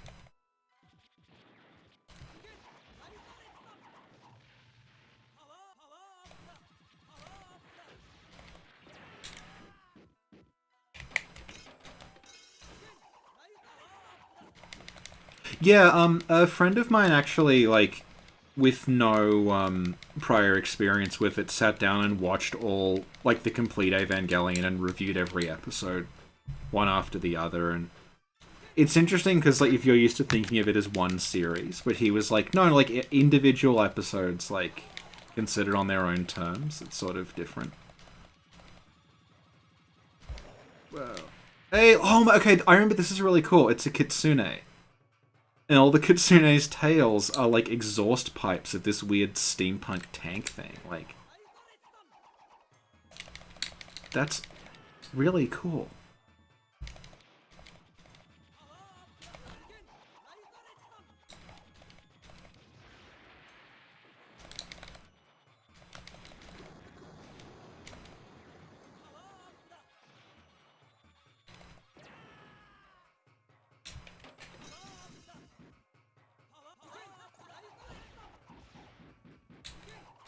Is this Japanese 40k? It kind of... Honestly, like, I sort of wish 40k would do something like this. I remember, back when I played 40k, I used to buy those really cheap Gunpla kits, like the incredibly basic monopose ones. And I would, like, get the weapons and shields and stuff off them and stick them on 40k things so it looked a bit more interesting.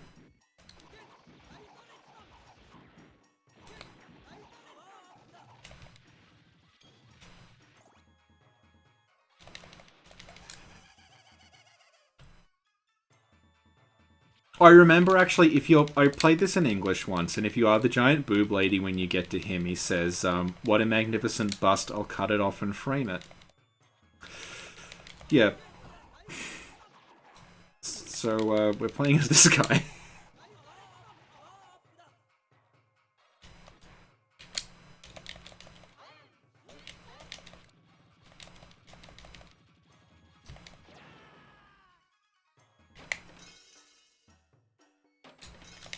Yeah, it's not good.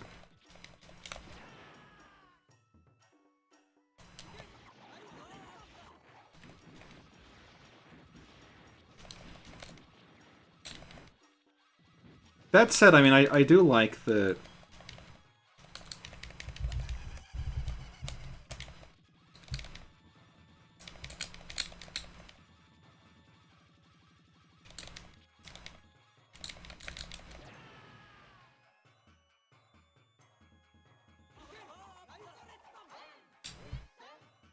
I have no idea what she's saying.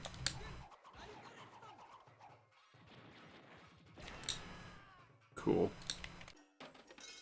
Okay, we'll give this one more shot, because I don't know if I'm going to be able to get past all this in due time. But yeah, this game looks cool.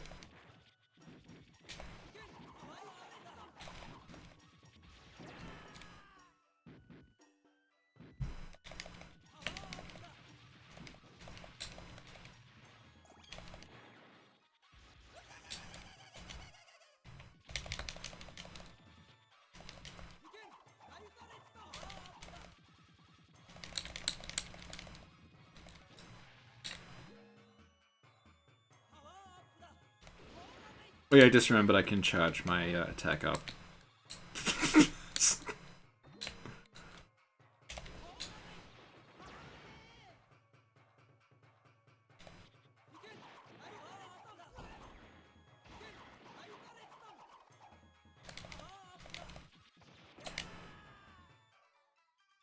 The Tau in 40k, they were meant to be like a...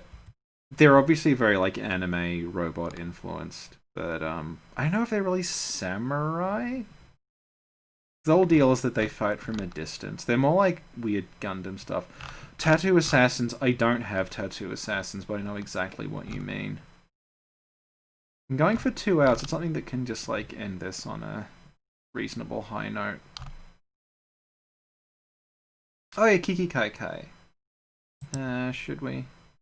Oh, actually, someone asked for TwinBee, so we'll play a little bit more TwinBee.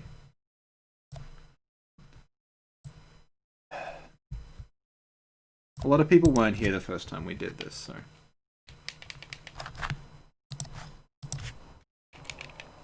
This is Bells and Whistles. You can actually get this on PS4. It's in the arcade. I think it's on Switch as well. It's in the arcade archives thing that Hamster are doing. And it is a very cute shoot 'em up, or cute 'em up, if you will. That's Melora from the planet Meru. I guess we're rescuing her, probably. Anyway. So the deal with the TwinBee games is the power-ups are bells, and what happens is when you shoot the bells, they sometimes change colour. If you hit them after they've changed colour, they change back again. So you have to like kind of juggle the power-ups very, very specifically. I love 40k orcs. They're lovely.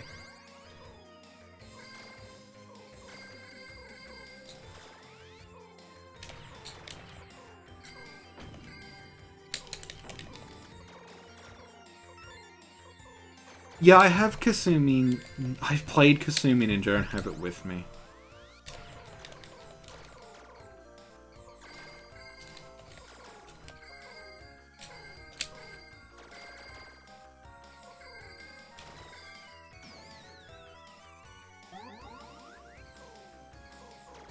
I never played Dawn of War. Because my computer was I mean, I've never ever had good computers, so I did not play Dawn of War when... Oh god, this is so embarrassing. The 40k game I played was Fire Warrior. the PS2, like, Halo ripoff. And I also played... They did a strategy game for PC called Chaos Gate. It was really good, and it didn't play anything like Warhammer at all. It was this, like, action point squad-based thing. I remember really liking that.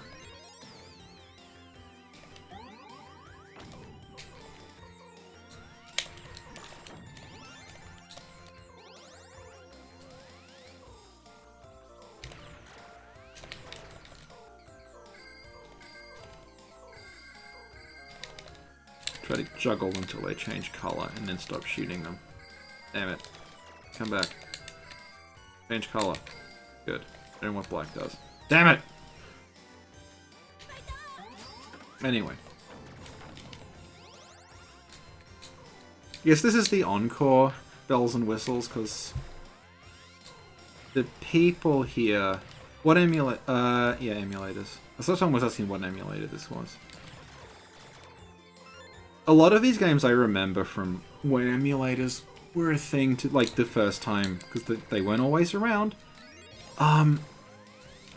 And just, like, not knowing what anything was. Okay, see you, Devin.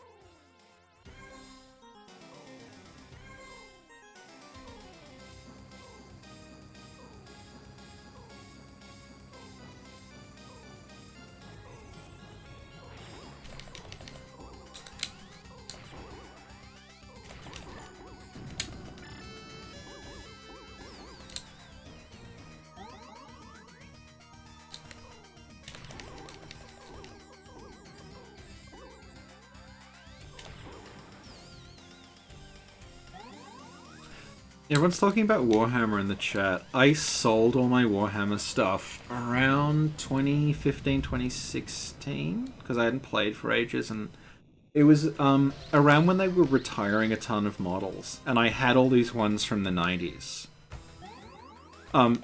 Many of which were like still in their boxes, so I just went on eBay and I was like, hey, you like Sisters of Battle?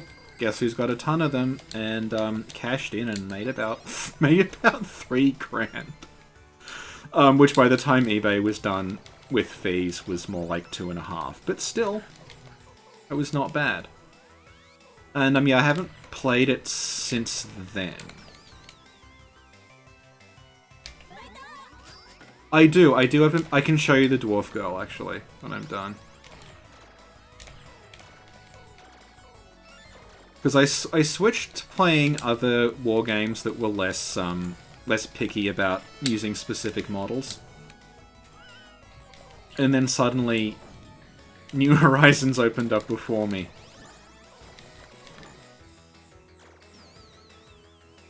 I'll go till I get game over, and then I'll show off the Yeah, Warhammer is like, if you're like me, it's bad because I want to do like 400 different things, which it's very expensive to do that. But if you're using other models that cost like literally 1/10 as much, suddenly doing a whole lot of different things is more feasible.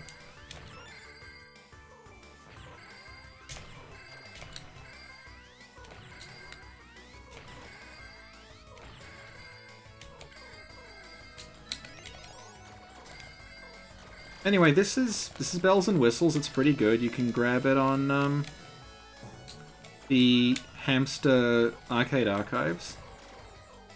There's also the original TwinBee, which is like significantly more primitive than this.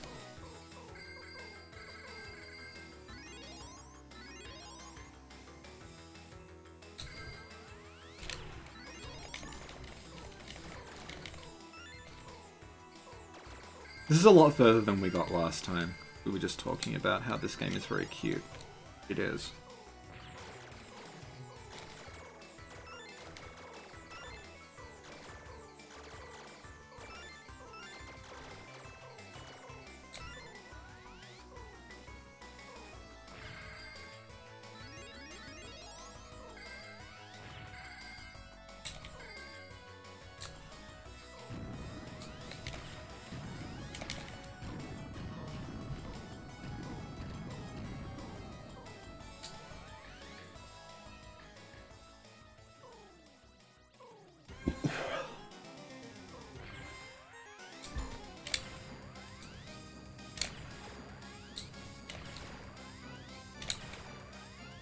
It's the second time we fought a flying ship today, so you know we got our investment back. There's been a lot of decent stuff, and we're fighting. I guess those are parsnips. Okay, here we go. I will. Someone asked about the girl dwarf, so I'll go get it. I'll just have to take my headphones off.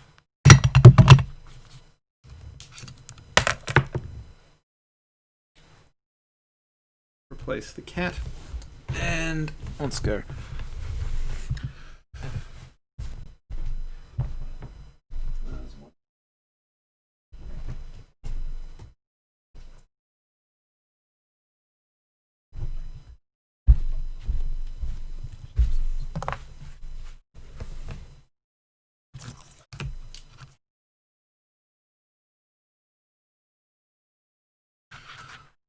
All right.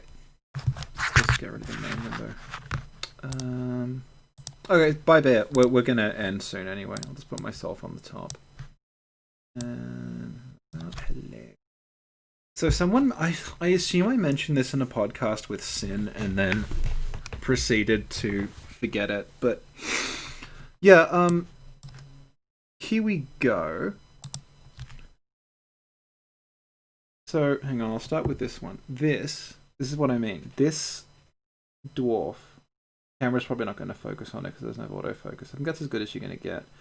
It's a D&D miniature called Jarhild Stoneforge. And there was a for reference, these D&D, they're pre-painted miniatures. They're not very good quality plastic. You can see that like her sword is sort of bent. And they come in packs, and what happens is there's stores they buy the packs and they sell them individually. And I don't know what pack Jarhild was in, but she just is not very popular. No one really wants her. So I found this store that had a ton of Jarhild Stoneforged figures that were like $1 each.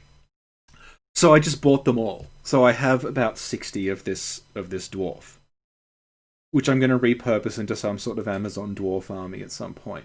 And also, there is this other girl dwarf who is she's not a specific character. She's just like, I think she's a Durgar, the like underground sort of grey dwarf things.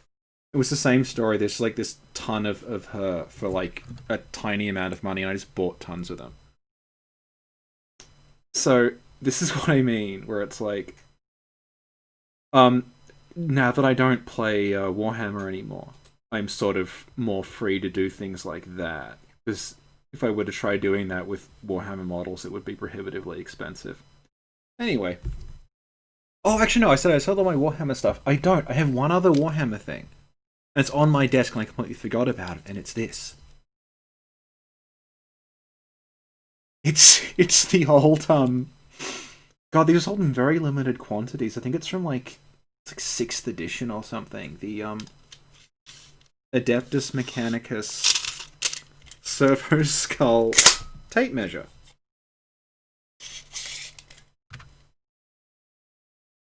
Yep, there we go. And then the eye makes it go back in again. It only does inches, so it's not terribly useful in Australia because we use imperial. We use metric, sorry, but I keep it around. It sits on my desk. What else do I have? I don't have much else here. Possibly show off. Yeah. This was sold. It would have been about 20. I think this was with 6th edition, so it would have been like 2012 that they sold this. But yeah, I picked one up, and it's like the only surviving piece of Warhammer stuff I own is this bizarre tape measure. Oh god, I found another one. There's another one. There's just like another one lying around. Oh, here's a Warhammer thing. This is, if we get a good look at it, that is one of the old Chaos Dwarfs. Because I used to play Chaos Dwarfs when I was like 12? When I played Fantasy, because I was in school and my parents were buying everything for me. I played Chaos Dwarfs, and yeah, these are like really goddamn valuable now because they stopped making them. But yeah, this is the last surviving Chaos Dwarfs that I have, and I think this survived because he was my character in the Warhammer Quest game, like Hero Quest style one. I just had this one guy, and I just used the dwarf rules for him, and I ran him through. I think that's it. I don't know. I've got a Bloodborne keychain. That's about it, and some old Ghostbusters toys. But I think, actually, if we're talking about cool monsters, hang on. I'll show off some Ghostbusters things. This is from the real Ghostbusters, the cartoon show. I don't actually care that much for the Ghostbusters films, but I do like the monsters from the cartoon show. So okay, I can move the camera around. It might actually be quicker because I've got all these things are on my. It's like a I don't know what you call it. Someone's called it it's like a shrine, I guess, that I have underneath my monitor. So hang on, there's the bug eye thing. The deal with that is if you hit the top of the head, the eye sort of like flies out, but it's very, very old, and the plastic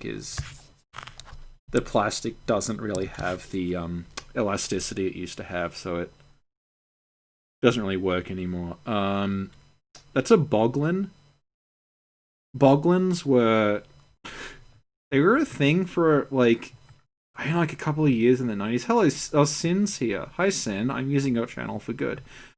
These are very rubbery. If you squeeze, you gotta get a feel of the texture there. That's why the Boglin was.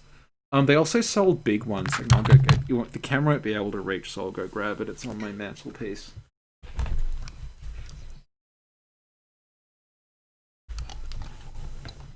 This is the big deal, Boglin. It's these things. They're like hand puppets, like what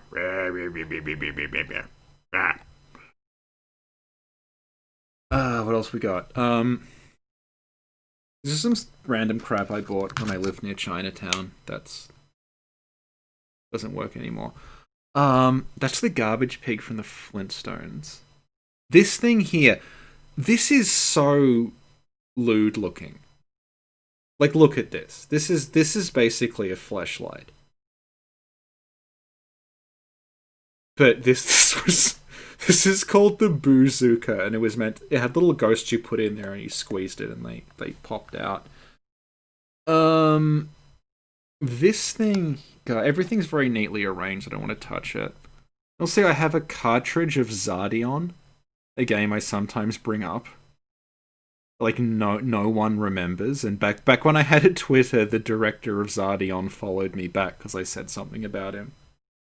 And I think maybe after that happened, I realized that Twitter would never get any better, so I had to leave.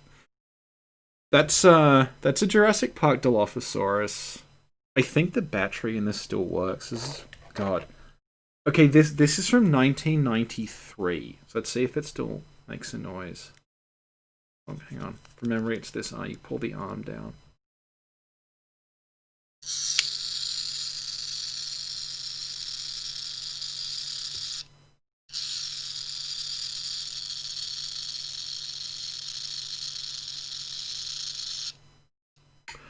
Okay, that battery is 27 years old. That is a 27-year-old battery still making noises. Jesus. Let's put you back there. I don't know what else is here. This Sin, the stream has been going for about 2 hours and 20 minutes. I don't know, I can't think of anything else to show off. Go down a rabbit hole, there's too much stuff lying around. There's us. I know, I'll show off Ingrid. People like cats. Where are you? There you are. Oh, for reference, this chair is 100 years old. And I did this to it. It's crying out in agony. Yeah, I don't know. No, I don't think anyone counted the games. We did an encore. Sin, what are the rules if we play the same game twice? Do you know? Oh! Hang on. The Skull water cooler. I think I brought this up before. It's not going to show it well because there's not much in it, but you can see. This is my water cooler. And it is shaped like a skull, and I got it from a dollar store. What else do we have? We have the little slug that cannot tell a lie mug that you can get from... I think... Sin, do you sell this or is it not available yet? And then this here is... that's from my friend Mark's Redbubble store, and that's the ship from Axelay.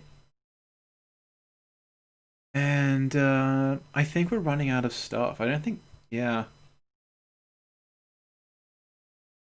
That's about it.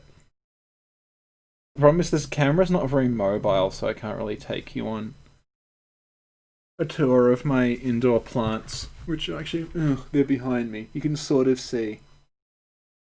Around the middle of that, there's like a green thing. That's my indoor plants. I have quite a lot of them.